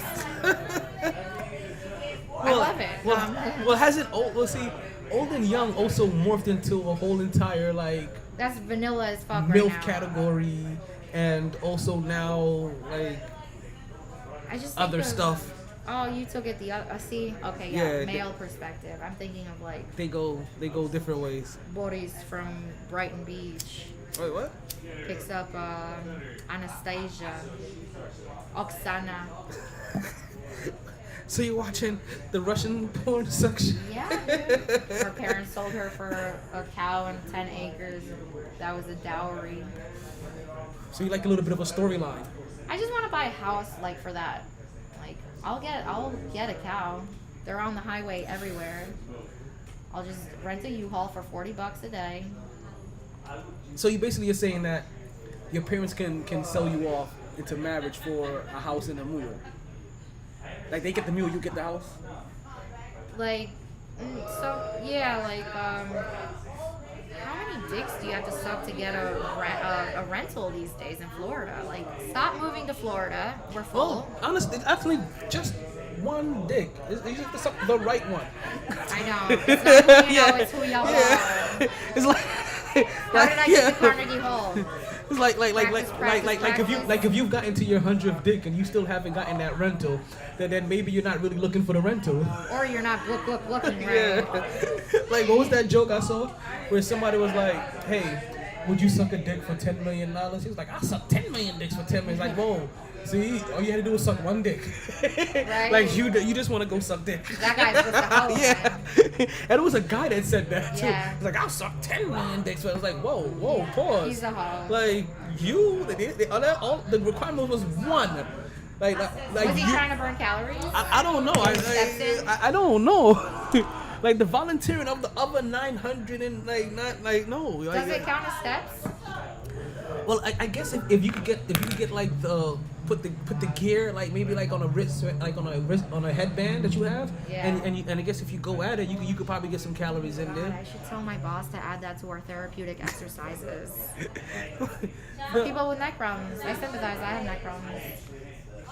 June bug. I just found out that's what it's called. They like the lights. So. Oh, that's what these are? I just call them the disrespectful bugs. They come out for the bright lights. They're like drunk people. The lights attract them. And smoke too. The smoke attracts them or Yes. sends them away? They will. No, you would think. No, they love that shit. You love getting high too? Yeah, you know what though? If they bite you, it hurts. They usually don't, but I'm the dickhead that got bit. Shit, one of them was in my car. And it's the one few times I never get into my car with like a shirt on, and I got in there with a shirt on and with a shirt off, and I'm sitting there and I'm like, yo, what the fuck is like I feel like something pinching me, and I look, I'm like, what the hell is that? And you're driving still? No, actually, I just hopped in the car. And I'm like, what the? Like I still have a picture of it. I still can't identify it. It could have been one of those, or it could have been You something might have else. discovered something. I don't know. I tried sticking to the walls though afterwards, and it didn't work. Sticking what to the wall? Me, my body. Like I tried climbing the walls and stuff like that. That didn't work. What do you mean, Spider-Man? Yeah. I didn't know what kind of bug bit me. Oh my god, I gotcha now.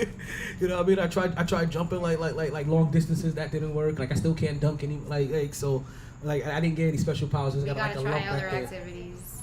I gotta try other bugs. Trapeze. I could join the circus because I'm starting to grow a beard. This one mole, it keeps sprouting a fucking, and I just found a gray one, bro. That's why I have a DNR, like, so that, because, like, I don't trust anyone. Like, I'm going to be in a coma, and, like, I trust someone to come every fucking week to plug my shit out. You're not going to, it's not that I don't want to be a burden. I'm too vain. Listen, somebody will. Like somebody's going to, like, listen, just make sure that you put that in stuff. Like, listen, make sure, like, you plug me because I'm not trying to, you know. I'm not trying to go out like that. Braid my fucking chin hairs. I don't think so. You just got to make sure that they scrub your porn history. Oh my god, yeah. Smash the phone. Fill it with fire, bro. I'd be put on a watch list.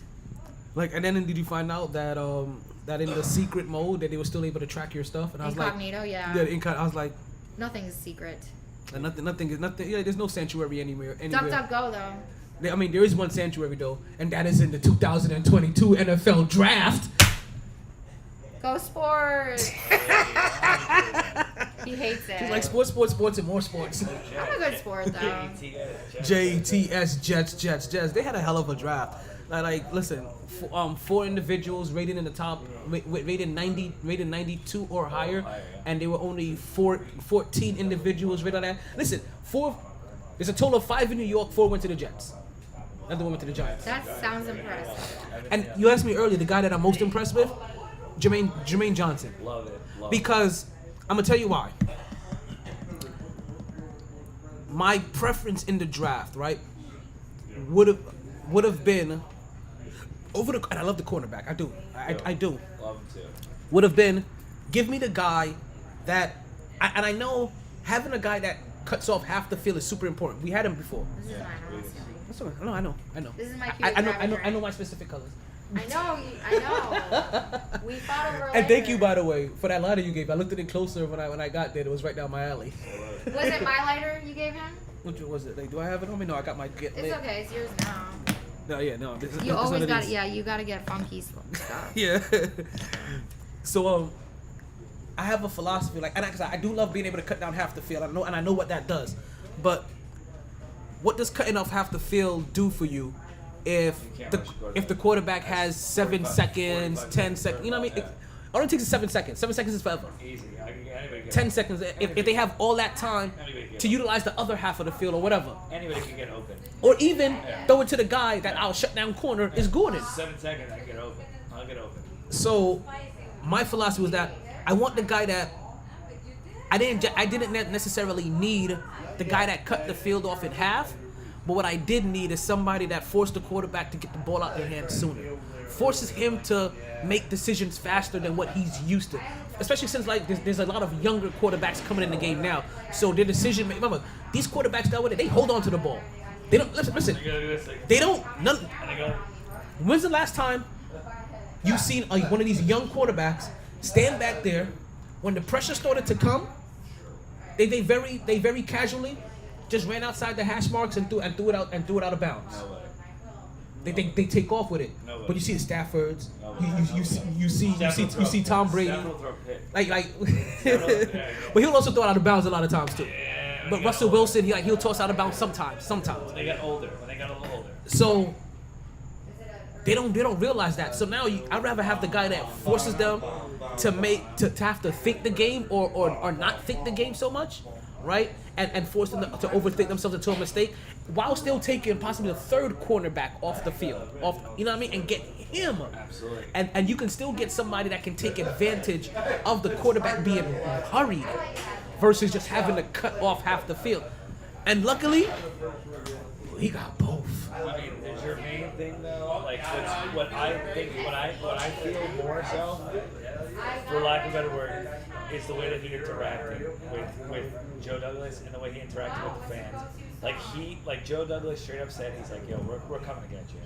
Like, and they did it. Like, he literally said, Jermaine said straight up, he's like, yo, Jets said they were coming to get me. And they came and got him. And he went in the crowd. He's JETS with the Jet fans. He's like, this is where I want to fucking go. I know, hell yeah. And that means something because, listen. Sauce said the same thing. He's like, yo, the Jet fans loved me. He's like, I love it. He's like, I'm going to be good. Oh, yeah. Well, the Jets fans love, like, listen, we love good picks. Because you know, if we think you're a bad pick, we'll boo the fuck out of you. Like, fucking Brady. we'll boo you on draft day. We don't give a fuck. Kyle Brady over Warren Sapp. And we drafted Kyle Brady over Warren Sapp. Like, you know what I mean? That's the worst ever. So, no, like that was dope as fuck. And the thing about Jermaine is that once they got to the 15th pick in the draft, they started calling everybody 15, 16, 17, 18, 19, 20 until they got to the team that was like, yes, we'll do it. Or until the team that was like, okay, we were willing to go back. And they said, hey, they called Detroit. Was it Detroit? They got from the Titans. Yeah, Titans. They called Tennessee twice. Yeah, twice. So the first time around, they was like, nah, and then second time, it was like, okay, whatever. Persistence. And also, too, you got, what nobody really factors in, which is bullshit, is that fucking Carl Lawson, at the beginning, like, in the preseason last year, they said Carl Lawson was motherfucking killing people. And then he got hurt in the fourth season. You got Carl Lawson and Jermaine Johnson off the edge, Quentin Williams up the middle, you got Sheldon Rankins, you got fucking Vinny Curry back, you got Quincy Davis, Quincy Williams, which I'm so... Quincy Davis is great. I love Quincy Davis. I like him better than his brother. You can put up a chair right here if you want. I'm a dick. Listen, I love all of that, and also to add on to it, you know how you mentioned that how they told him they was gonna come up to get him. That means something to these young guys. Because I'm gonna tell you, another guy that I thought who did that, and I thought was a smart move, even though people just think like, damn, why did he do that? It was to get the guy Strange. Not Tom Brady, but New England getting the guy Strange. What happens is that the New York Jets moving up to get the guy that they said he was gonna go up and get.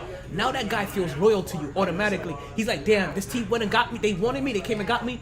Bam. I'm gonna sell out for this team. I'm gonna go that extra mile for this team. The same thing about Strange. People may not realize this. That's gonna be the kind of guy that, ironically, that is loyal now to Bill Belichick. However long his time is there, because he's like, damn.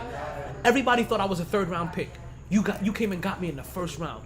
You gave me this guaranteed money. You made me this. You made me this. I may not be the best in the world, but you saw something in me that I could. And you know what I'm gonna do? I'm gonna be like every other New England Patriot in the past. I'm gonna know my role. I'm gonna be a star in my role. I'm gonna buy into the system. I'm gonna be everything that because also they're gonna buy into because he's a winning head coach. But I'm gonna be everything that you want me to be, because not only do you have the winning history, but you also came up and you got me out of all people. You automatically, like, people don't realize, like, it's a psychological warfare that you play against those players from the day that you draft them. Like, you know what, psychologically, let me let him know how much it was so that they can be loyal to us. I'm gonna run through a fucking wall for you. Exactly. And you want guys like that. Listen, it's the odd reason why people tried to discredit the guy the Giants got. Evan Neal, the offensive lineman or the defensive lineman? The edge rusher with the fifth pick. Came on Thibodeau. Thibodeau. Yeah. It's the reason why they try to downplay Thibodeau, because you see, you made guys like Sauce Gardner and not Sauce, but Jermaine Johnson and Strange. You made them indebted to you, right? And you haven't heard anything about them having any kind of off like. So now you can, like, it feels like I can hold football now over you. Hey man, what I did? Hey, come. When it comes to Thibodeau, he already sounds like a guy that you can't hold football over me. No, because he's weird with that. Like because we know though, but I don't find that to be a bad thing. I don't care, like, because remember, it's a psychological football. The football owners and the coaches, they want to be able to hold football over them. Like, hey, this is all you have. This is all you can. Because if all you do is give everything to football, then what else are you developing for yourself afterwards? So they could hold over you. This is all you have.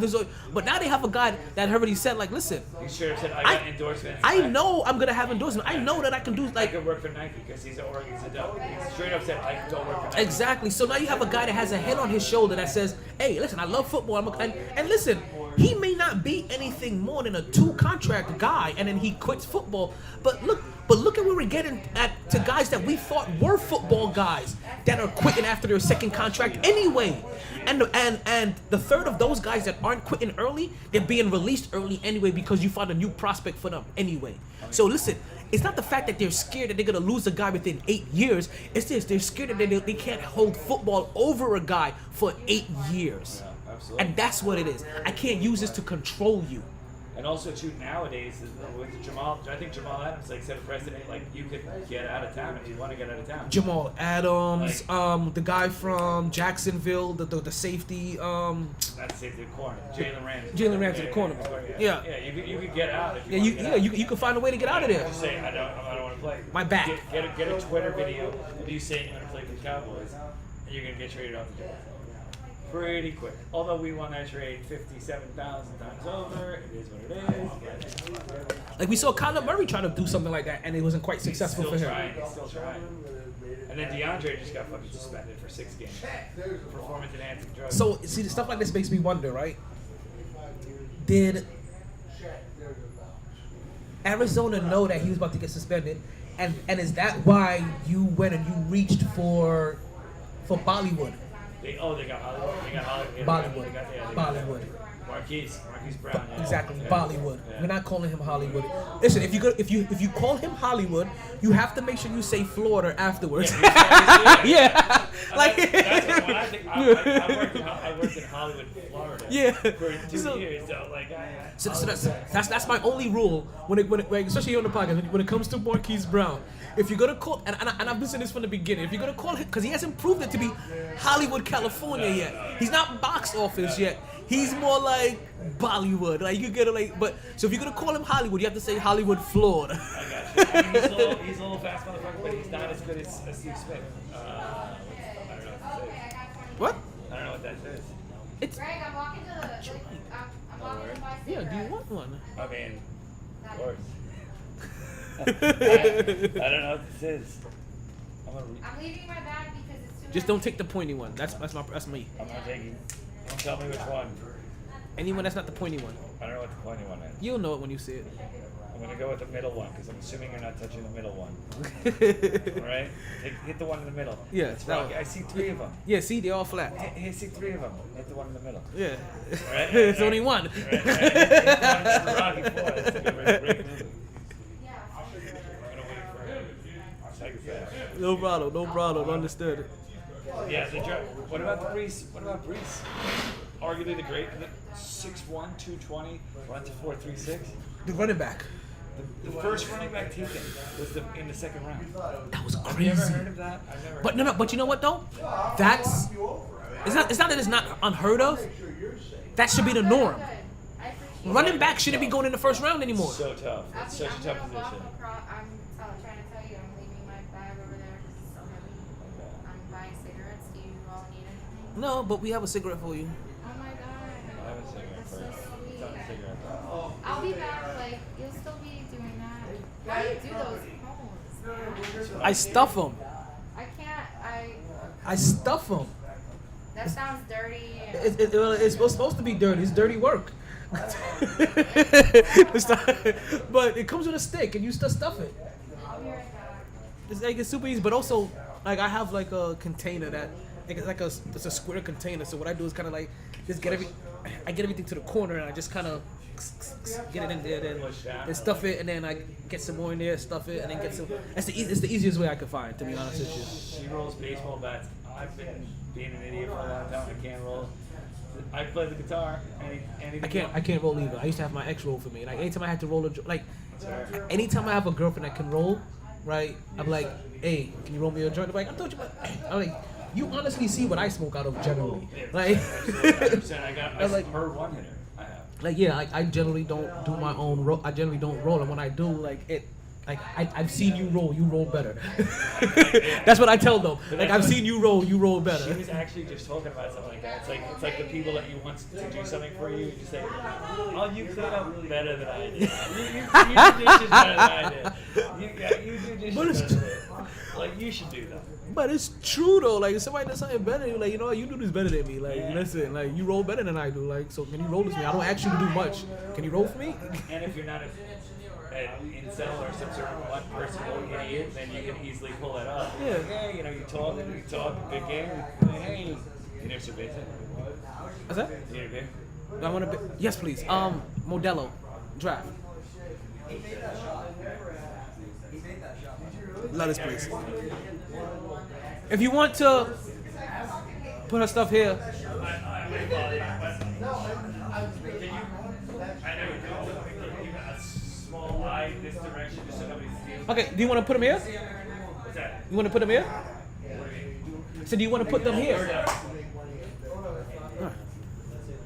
Just, and then, Absolutely. Good idea. what's going on? And then you, I'll say, oh, if you want to cover them. Oh. So, You got it like that? You you got it like that? I like it. like, listen, You got it like that? You got it like that? you gotta be prepared, right? gotta make sure how to get their drinks covered. No, things have been going crazy. So let you guys know, right? If you're listening to us on the Podbean app, right, which is also our call-in line. So don't forget, if you're listening to Podbean, you can also call in through the Podbean app. You're gonna be losing us in a few minutes, right? But you're gonna be losing us, and but what's gonna end up happening? We're gonna start a new feed for you guys. So if you saw already in the Podbean live section, you would have saw multiple feeds for me set up already. So go ahead and, when you lose me in a couple of minutes, just go ahead and get yourself onto the new feed, and we'll be right back. We're coming up to the time, until our time marker here, and so we're gonna have to do a hard break. Now during that time frame where we lose everybody from Podbean, everybody else, you'll be hearing a commercial. So when we get you back on the Podbean feed, you guys, if you guys come in immediately, you guys will be hearing the end of a commercial right before we continue with the rest of the podcast. So let's let you guys know, just to keep you guys up to date in case this is your first time here and this is your first time listening to the Podbean app. And also, don't forget to like and to share and also to subscribe to the podcast, because definitely want to make sure that you subscribe so that every time that we go live, you hear that little Bing bong. You know what I mean? So I don't know how much I want to get into this, but let's get into this topic just a little bit before we have to go, right? Or before we have our first break. And since we was talking about football a little bit here, and let's talk about one Ryan Tannehill. I don't know if you guys heard Ryan Tannehill's comments, and I know Ryan Tannehill happens to ring a bell with a lot of folks down here in South Florida, and that's mainly because he was their quarterback before Tua got a tongue twister. And what ended up happening is that very recently there was and trust me, Ryan Tannehill was also beloved. Like it was really weird. It was either half of the people thought he was a bum, or half of the people he was really endeared to. And as far as when it came to the community, people loved him in the community. He was a great community guy, right? Thank you very much, sir. Thank you. Okay, everybody came back at the same time. You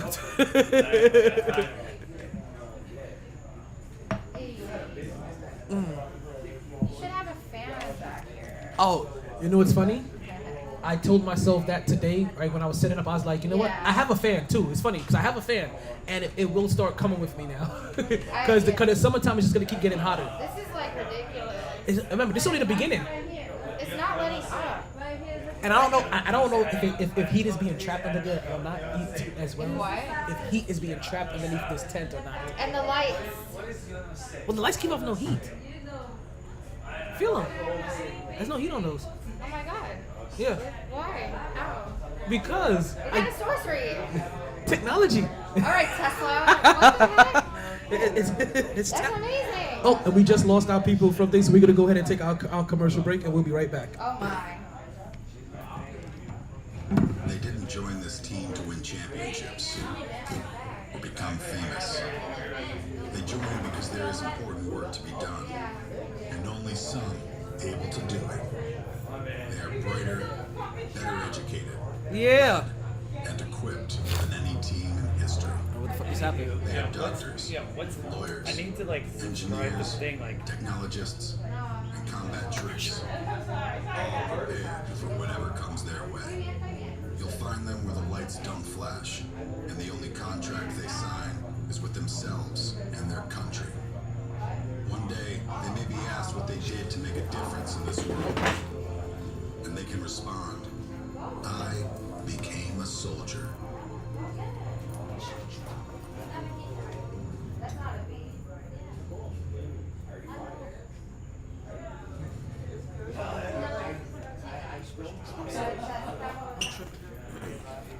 Okay, and we are back with the MyT Sports Podcast. Thank you guys for listening. And look like we should have our people back now from Podbean. We are reconnected with you guys as well. Alrighty, where was he at? He was just telling me something. He just left. I don't know where he went to. Alrighty. So, before the commercial break, we were talking about one Ryan Tannehill. And very recently, Ryan Tannehill came out and he made some comments about the young quarterback that the Tennessee Titans just drafted. And as we mentioned, like, we all know about Ryan Tannehill down here. You guys are familiar with him. I feel like he's kind of polarizing down here in South Florida. Either half the people hated his guts or half the people just didn't dare to him and thought that if he just had a better quarterback, that he could have been a better prospect. And half of me can understand that because he did have Adam Gase as his head coach, and we all know how much that we hate the Gase. Like he has not been a successful coach whatsoever, and he can ruin a wet dream kind of individual. So we can understand that, but like I said, he was polarizing. He was endeared by this crowd down here, and I don't quite get it. I don't know what just happened. I just caught a buzz. Oh. Like just now, just like. Oh, it just hit you finally? You're just watching it, like coming at you live. I'm watching right in 4D. I'm catching it. You're like, oh shit, nice. that hit me. I think it's these Johns right here. Listen, those are like very good drinks. So Ryan Tannehill, he comes out and he says that it's not his job to mentor the quarterback that was just drafted, basically, and or in a weird way, he's not responsible for mentoring his replacement, right? But it's not really a guy that's his replacement.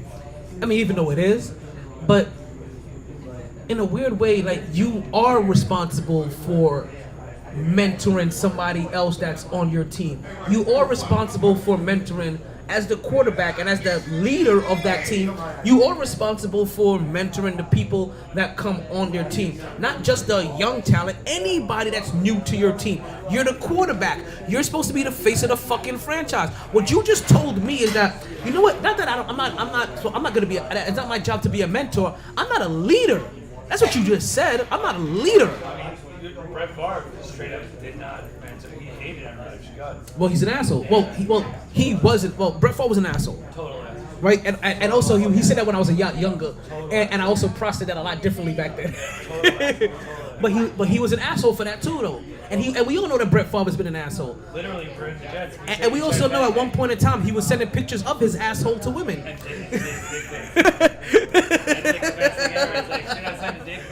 Like he was taking pictures from the undercarriage, asshole, balls, and dick all in. It was like, wait, what show was that? Oh, I don't know if you ever saw the show Blue Mountain State. Oh my God, it's one of the greatest shows about college football ever. So, there's an episode where,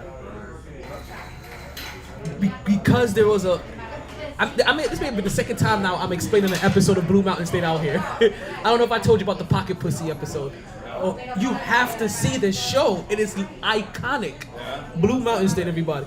So, because the campus, women were getting an overabundance of dick pic from guys, right? Somebody broke the cardinal rule of taking a dick pic in an angle that included their face, right? And apparently that's supposed to be a unwritten rule no of dick pics. I did it exactly. But what ended up happening was that because there was just such an overabundance of dick pics being sent around the school to the females on campus, and also the women started comparing and realized a couple of dicks sent by a couple of different guys happen to be the same dick. That's like Google Yeah, they were all using like the same fake thing. That whole So, because of those two elements, the women started appreciating the guy that was breaking the unwritten rule and sending his face in the picture. So then it became a thing now where all people had to send their face in the picture of their dick pics. And I say that just to bring back the fact that was Brett Favre was doing. He was taking the undercarriage side where it had asshole, balls, dick, and his face in there like, hey, I'm Brett Favre. Like, you cannot know this is from me. And he traded Chad And can I also add a big pause after the end of that, because we did a lot of dick talk. Yeah. Had to add a lot of pause, but Blue Mountain State, you smoke, you will not stop laughing. It is. Listen, if it was a movie, I would tell you it's the greatest college sports movie ever. It is that damn good. What's the greatest college sports movie ever? Program. I was gonna say that probably because of my era, and also I can't think of too many. It's probably the program. Unnecessary Roughness. That was a funny one with Scott Bakula.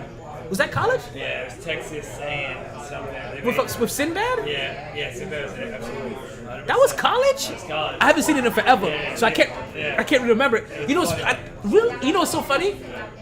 I had the poster of the movie on my, the movie premiere thing on my wall as a kid.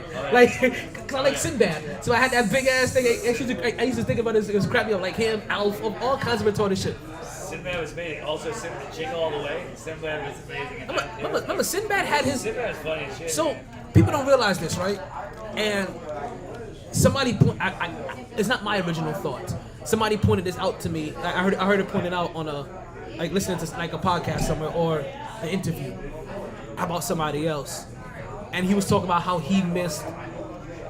Maybe it was Kevin Hart, maybe, and he was talking about how he missed kind of his wave, right? Because people don't realize that throughout history, once you're considered the best comedian in the world or one of the top grossing comedians out there in the world, next thing for you that comes, movie deals, television series, and things like that.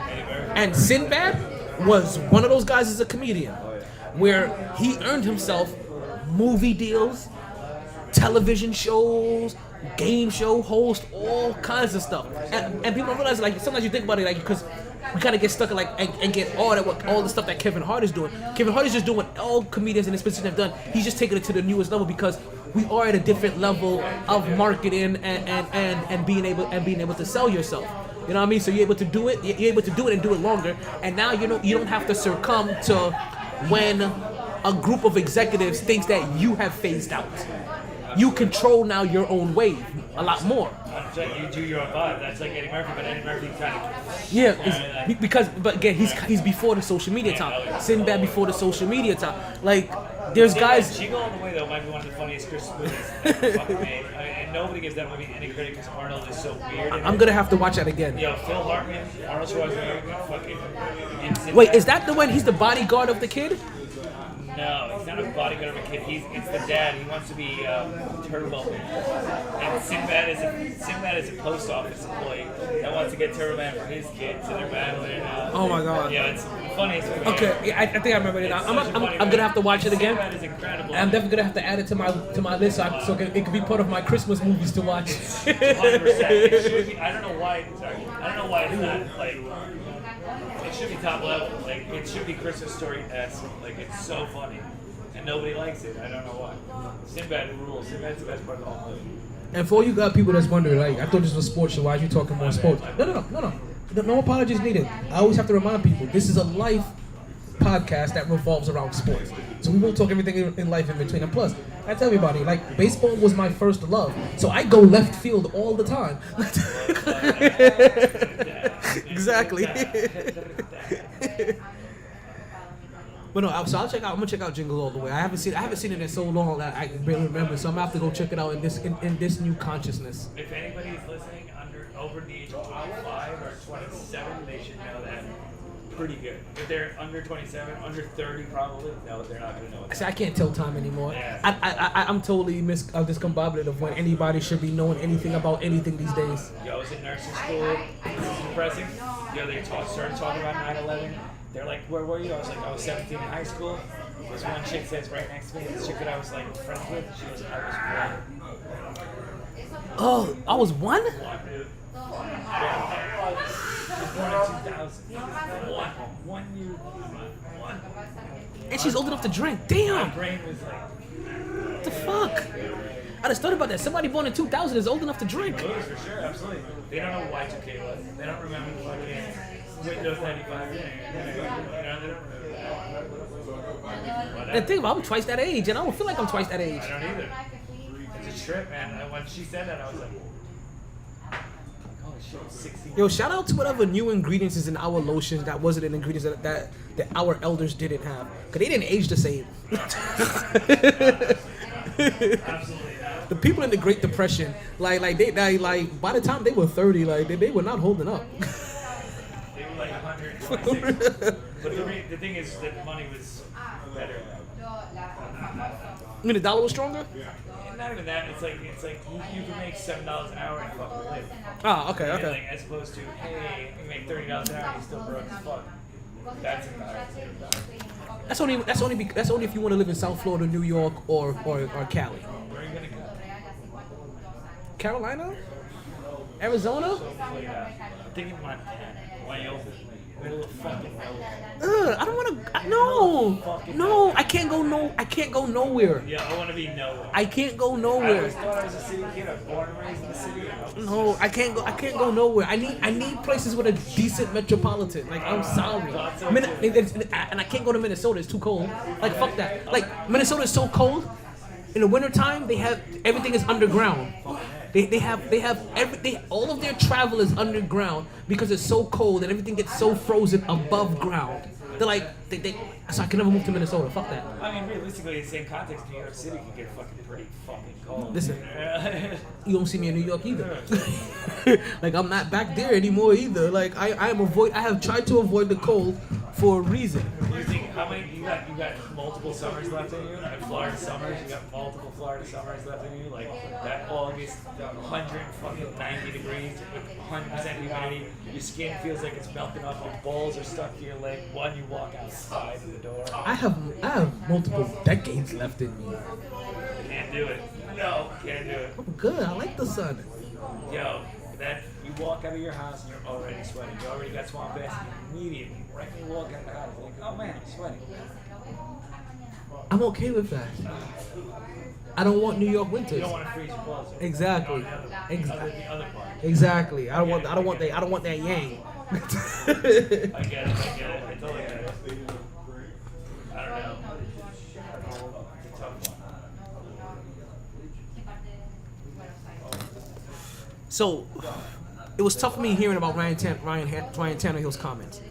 Only because about him saying that he's not there to mentor the new quarterback that Tennessee drafted. Like I said, that's tough for me because what I understand is there's been athletes in the past that feel this way, and tons of them feel this way. And I feel like everybody may feel this way when you see a team draft technically your replacement, right? But that's something that every position has to deal with. But what you're telling me more than anything that, wait a minute, being a mentor isn't just, oh, I'm gonna teach him the playbook, I'm gonna teach him this. It's teach him how to be a professional NFL player. Teach him how to get around the city. I'm sure he does that.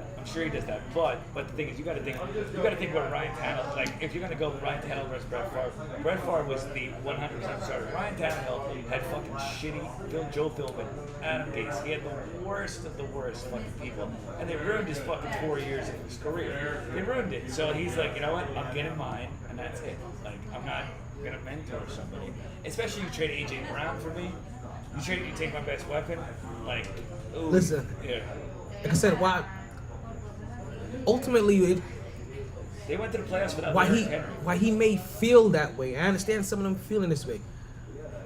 Ultimately, that's one of those things where you have to swallow your, like, two things. You have to swallow your pride and do it, right? And you have to be smarter. While you may feel that way, you can't say it. Because ultimately, it makes you seem like it makes you come off as a bad leader. Can't say. Cannot say. And that's ultimately, like, if you feel that way, you can't say it. And if you feel that way, you still have to do it. Because if you don't, you come off as a bad leader. You're the Joe Montana did the same thing. Joe Montana did shit for season. Listen, ultimately, and those guys, and he still ended up out of there, didn't he? So whether you do it or you don't, you're still gone. Once they draft somebody, like Jordan Love is going to be Packers quarterback. No, there's been one exception. The ultimate outlier to everything when it comes to quarterbacks. Fucking Tom Brady. You realize this. Anytime you think about an outlier when it comes, it's fucking Tom Brady because he's the only one that survived it, right? He got Jimmy Garoppolo, he got Jimmy G traded. He's like the only one that survived. I just thought about it a sec while we was talking. I mean, you're old enough to know. I could say that, like, if there's a, like, they say, where were you when something happened? Like, my parents are like, where were you when John Kennedy got shot or something like that? Where were you when Mo Lewis hit fucking Drew Bledsoe late out of bounds, and that little skinny prick Tom Brady came in and ruined the next 20 years of my life? I remember it just. I know I could. I remember it like it was yesterday. I remember the hit. Like I don't know. Mo Lewis. I love Mo Lewis to death. He ruined. He's like, that's one of those double-edged swords. Like, yes. Yeah, we heard Drew And then Bledsoe. afterwards, he's like, This little skinny I felt the same way too. Come on, I was like, yeah, because Drew Bledsoe wasn't a world beater, but he was still good enough to be a problem. He got him in the Super Bowl in '96. I mean, they were in the Super Bowl in '96. That's like he wasn't a world beater, but he was good enough to always. He was always a problem. He like when he was on, he was on. As good as it gets. Yeah. But he throws a lot of picks too. Tom Brady did not do that. But I just remember that skinny little fucker coming in. And then I remember distinctly also rooting for them against the Rams that first Super Bowl when they came out together and they're like, oh, they're coming out together, da da da da. I regret all of that. Like, Oh my god. That's funny. and yeah, I hate hijacking your thing. I just suck in sports. You said you hate hijacking? Yeah, I feel like I'm hijacking. No, you're adding to the content. Don't ever feel like you're hijacking. You're You probably adding. got people saying, that kid doesn't know what the fuck he's talking about. Listen, to the while nobody is saying that, right? to the wrong fan or to the right person, nobody sounds like they know what the fuck. This is sports, right? From the wrong perspective or from the other perspective, you may not ever sound like you don't know what the fuck you're talking about. Listen, I've been doing this for 8 years. Like, I'm pretty sure there's somebody out there for 8 years that's been telling me, you have no clue what the fuck you're talking about. I would never listen to your podcast. Every episode. How do you feel though? Like they're saying Sauce is like Cromartie. He's what? They're saying he's like Cromartie. Like Cromartie? Cromartie's 230 pounds, 225 pounds. Sauce, Who said that? That's what I've been reading on all the Mel Kiper, Tommy Shea, all Okay, that nonsense. so maybe it's. So let me. You're talking about size though, not even close. They're not even on the same planet. Size. Speed, sure. Height, maybe. I think they mean maybe athleticism. Maybe. Because Cromartie's probably the most athletic dude that ever was. Because from everything I hear everybody talk about him being like more like Revis, where he's able to shut down a half of a field. And he's a shutdown corner. But Revis though was like 6 foot tall at best. Exactly. Like, this So he's guy's not 6'3". So he's not that. So he's taller and he's more athletic. Like Cromartie. Like Cromartie. So I can understand why they're talking about that. So if he has oh my God. That's what they say. Imagine if Darrelle Revis had Cromartie's athleticism. Because the one thing we used to remember as a number 2 cornerback, we used to wish, and we saw it at times, that Cromartie was as smart as Darrelle Revis. Because when he focused in and he played as smart as he could to Darrelle Revis' standard, he was ridiculous. Because too many times with Cromartie, used to piss me off was that he used to rely on his athleticism to close out sometimes. Yeah, so he used to get beat. Yeah, he'll watch you. But he'll get close. But he'll close out and get back to the ball. So what Deion used to do, but Deion could do it better, obviously. But Deion baited people. Like it was a difference. Like Deion baited people. Cromartie literally just got beat and just made up the distance. Yeah. It'll be like if Giannis is out there, you know what I mean? He's just like, okay, I'm gonna take these strides. Yeah, so they can fly. And Yeah. Fly. You're like, hey, wow, you fly. But I would say, like everybody says with the Jets, like they say that and arguably it is what it is.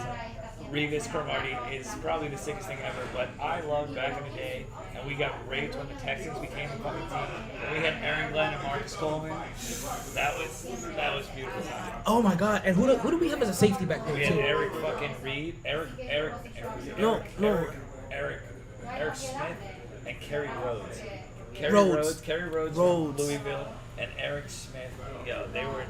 Cause that's the time that we had Moss on the team, right? Absolutely, and then that was the Moss and we had a bunch of little guys. We had It was like Moss and Cole and then and we traded fucking Coles, and then we traded Moss for Coles. Like what? yeah.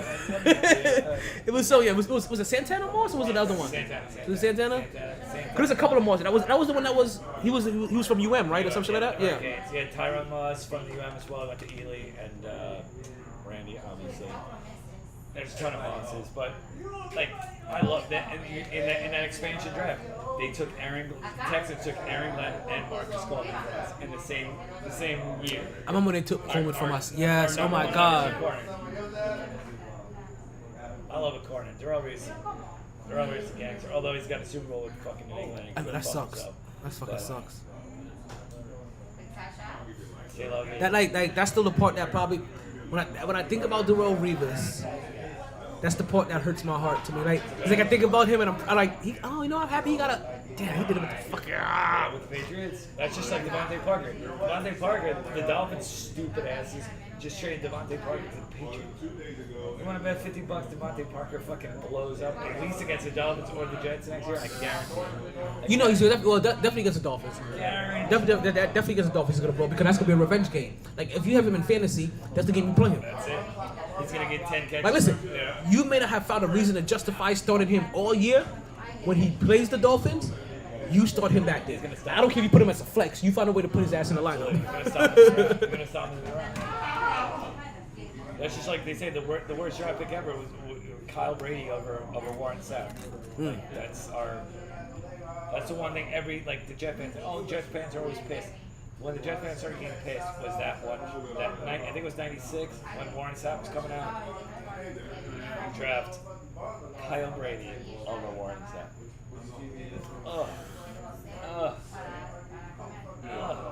Can't do that. So I guess if we draft Ryan Leaf, it could be worse. But Oh God, don't say that. Yeah. Don't say that.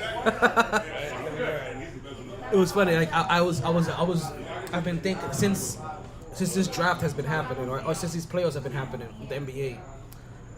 I've been thinking about the draft a lot, especially since you have to I've been looking at a couple of drafts, right? And it's weird, right? And I'm gonna tell you how I find it weird, right?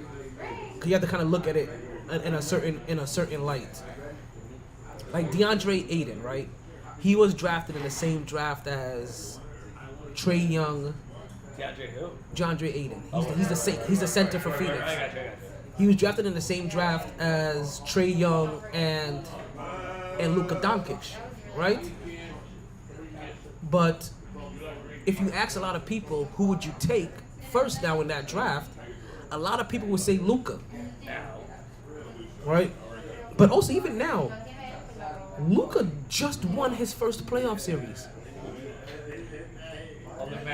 Trae Young won his first playoff series last year. And he kind of did it by himself too. Trae Young kind of did it by DeAndre himself. Ayton is the only guy to make it to an NBA championship in a very weird way. And Trae Young kind of did it by himself too. So I mean, Yeah. So you know what I mean? Luka did it by. But Luka hasn't been here yet. So DeAndre Ayton made it to an NBA championship. and then you got all the New York fans. The New York Knicks fans think that they're playing like little girls when Zion didn't go to New York, and now they're like, hey, Zion is a fat. I'm glad you said that. That draft pops in my head now too, right? Because people talk about that draft, right? I think about that draft, and the number one pick has not played one playoff game, not he's one. Getting fat as can be. R.J. Barrett has made it to the playoffs, and John Morant now you see where he's at, John right? Morant's a legitimate superstar right now. I remember when his draft came out, right? And I remember thinking to myself, because I'm gonna tell you this, I always wanted John Morant. And go back to the archives, go back to the old podcast. Memphis fan, right? I've always had a. I love Zach. Listen, I love Zach Randall. I watch people. Like, listen, I'm a Knicks fan, but I watch everybody. And certain people always. I've loved the grindhouse in Memphis. I've always enjoyed watching their game. Tony Allen Tony Allen was over there. Tony Allen's one of the baddest shooting guards, from a defensive standpoint that ever existed. Zach Randall. Was that the former Knick? Remember, he got traded. He got traded to over there from the Knicks when he was averaging 20 and 10. Zach Randall rules. We traded him when he was averaging 20 and 10 for us. That's a tough one. When Jamal Crawford was too young to fully understand how to be a primary scorer. Get 60 in the game. Jamal Crawford. You know, I have a trivia question here on the podcast, right? Oh shit. Who's the only player in NBA history to score 50 plus points on 4 different teams? It's probably him, right? It's him. It's right. Yeah. It's not I can see LeBron. it. I mean, he got Like 60. you know, most people think, oh, maybe Allen Iverson, like he wasn't on that many teams. Now he's only one. I mean, pretty much one. Like 2 or 3. Sixers and Denver. And then maybe Detroit, I think. Did he finish in Detroit? Might have, yeah. Right? They think LeBron James. And I'm like, well, LeBron James only played 3 teams. And Crawford was. It's still- I think Crawford got 60 coming off the bench. I think he was off the bench when he got 60 that night. So Chicago was a starter. New York was a starter. Atlanta he played for, I think. He did it as Phoenix. He did it in Phoenix off the bench, Yeah. and on the Clippers off the bench. He didn't do it in Atlanta. Did he play for Atlanta for a little bit or no?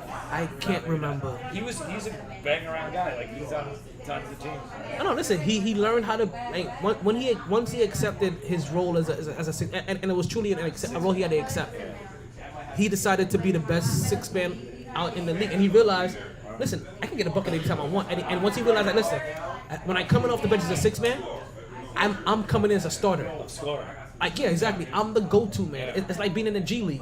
Like everybody's funneling through me. I'm the number one guy, and now I don't have to worry about doing it against the team's best defender that's gonna try to wear me down.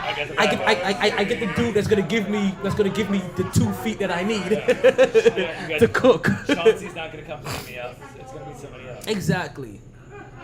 I gotta worry about the Jose Alvarados of the world. I can take care of that.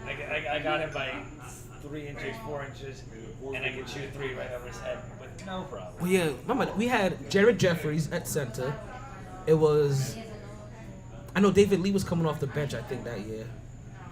Was he coming off the bench? He may be coming off the bench that year. We had Zach Randolph. Did we have Nate Robinson that year, too? Did we have Nate Robinson and Jamal? Yeah.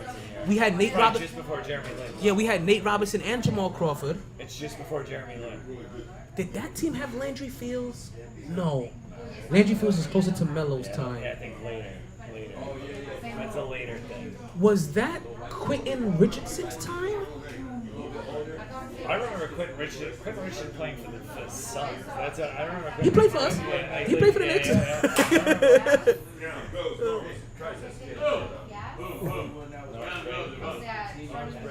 Just, you can just put it back here. If you can't figure it out, I got it.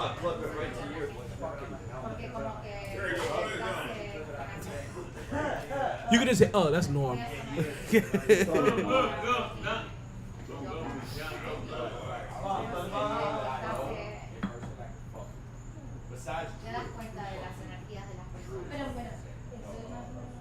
It's okay.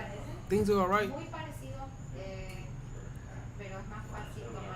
Yo, where is this segment? I ain't gonna lie, you guys. I've been looking for a segment for a while, and I have not been able to find it. All right, so let's go ahead and continue, right?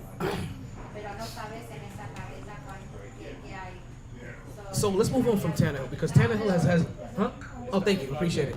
Like, because Tannehill has shown his true colors, right? But have you seen that the NFL has now came up with their now foreign schedule, right? Or basically their London, Munich, and also Mexico City schedule. So now for London, they're gonna have the Giants and Green Bay Packers playing. They're also gonna have the Minnesota Vikings and the New Orleans Saints playing over there. And also the Denver Broncos along with the Jacksonville Jaguars. And I may be late to the party here, right? Like, forgive me if I am, but I may be late to the party. But are the Jacksonville Jaguars the pseudo team that? Hey, are the Jacksonville Jaguars the pseudo team that the NFL sends to London? Yeah, because of Shai Khan. I think that's so unfair though. It's like, what if you got like the 49ers? They got to go to London to play a game. That's not fair. Like, you got to, or the London team has to fly to California. Like, you're talking about a 10, 12-hour flight. I mean, you know, there's 3 teams playing in London. I mean, it's not the Jacksonville, but I just realized when I saw they finally released the schedule, and when I saw that, I was like, I feel like Jacksonville is there.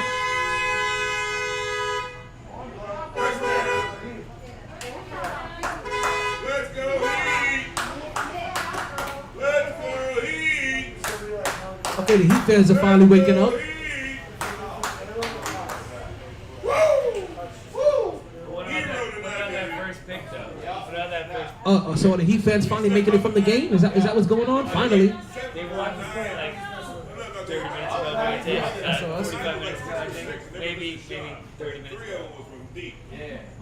Greg, I'm trying to see, man. I want CP3. I want CP3 to take the way to the next round and get Devin Booker back in. So who do you want in the finals? Yeah, he deserves it. He got his boy back.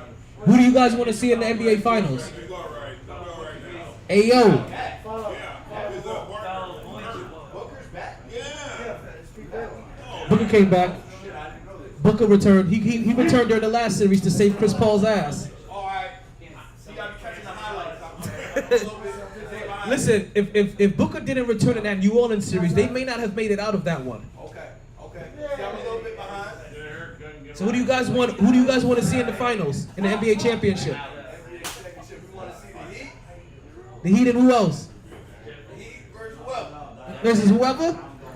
Whoever can catch that smoke can catch that smoke. The Heat versus whoever. That's how they have it. Heat and the Suns? Oh, so you trying to have an Infuego kind of finals? So basically, you want to see Chris Paul fail at the highest moment, at the pinnacle of his thing, so that Chris Paul can do what Chris Paul does. The only way that I could personally take the Heat leadership would be for Chris Paul to get that ring that he's much deserved. I will gladly wear it. Nobody deserves nothing. Okay. I love Chris Paul with all my heart and soul. Charles Barkley, I love him too. Yeah, no ring. You don't get nothing. Yeah. I give you nothing. But look, I want to see. Listen. Suns. There you go. Let's go Heat. I know something about rooting for a great player, a legendary great player that doesn't have a ring. I'm a Knicks fan. Like, you know what I mean? So I got Patrick Ewing on my hands. Mr. He could have dunked that instead of finger rolling the ball.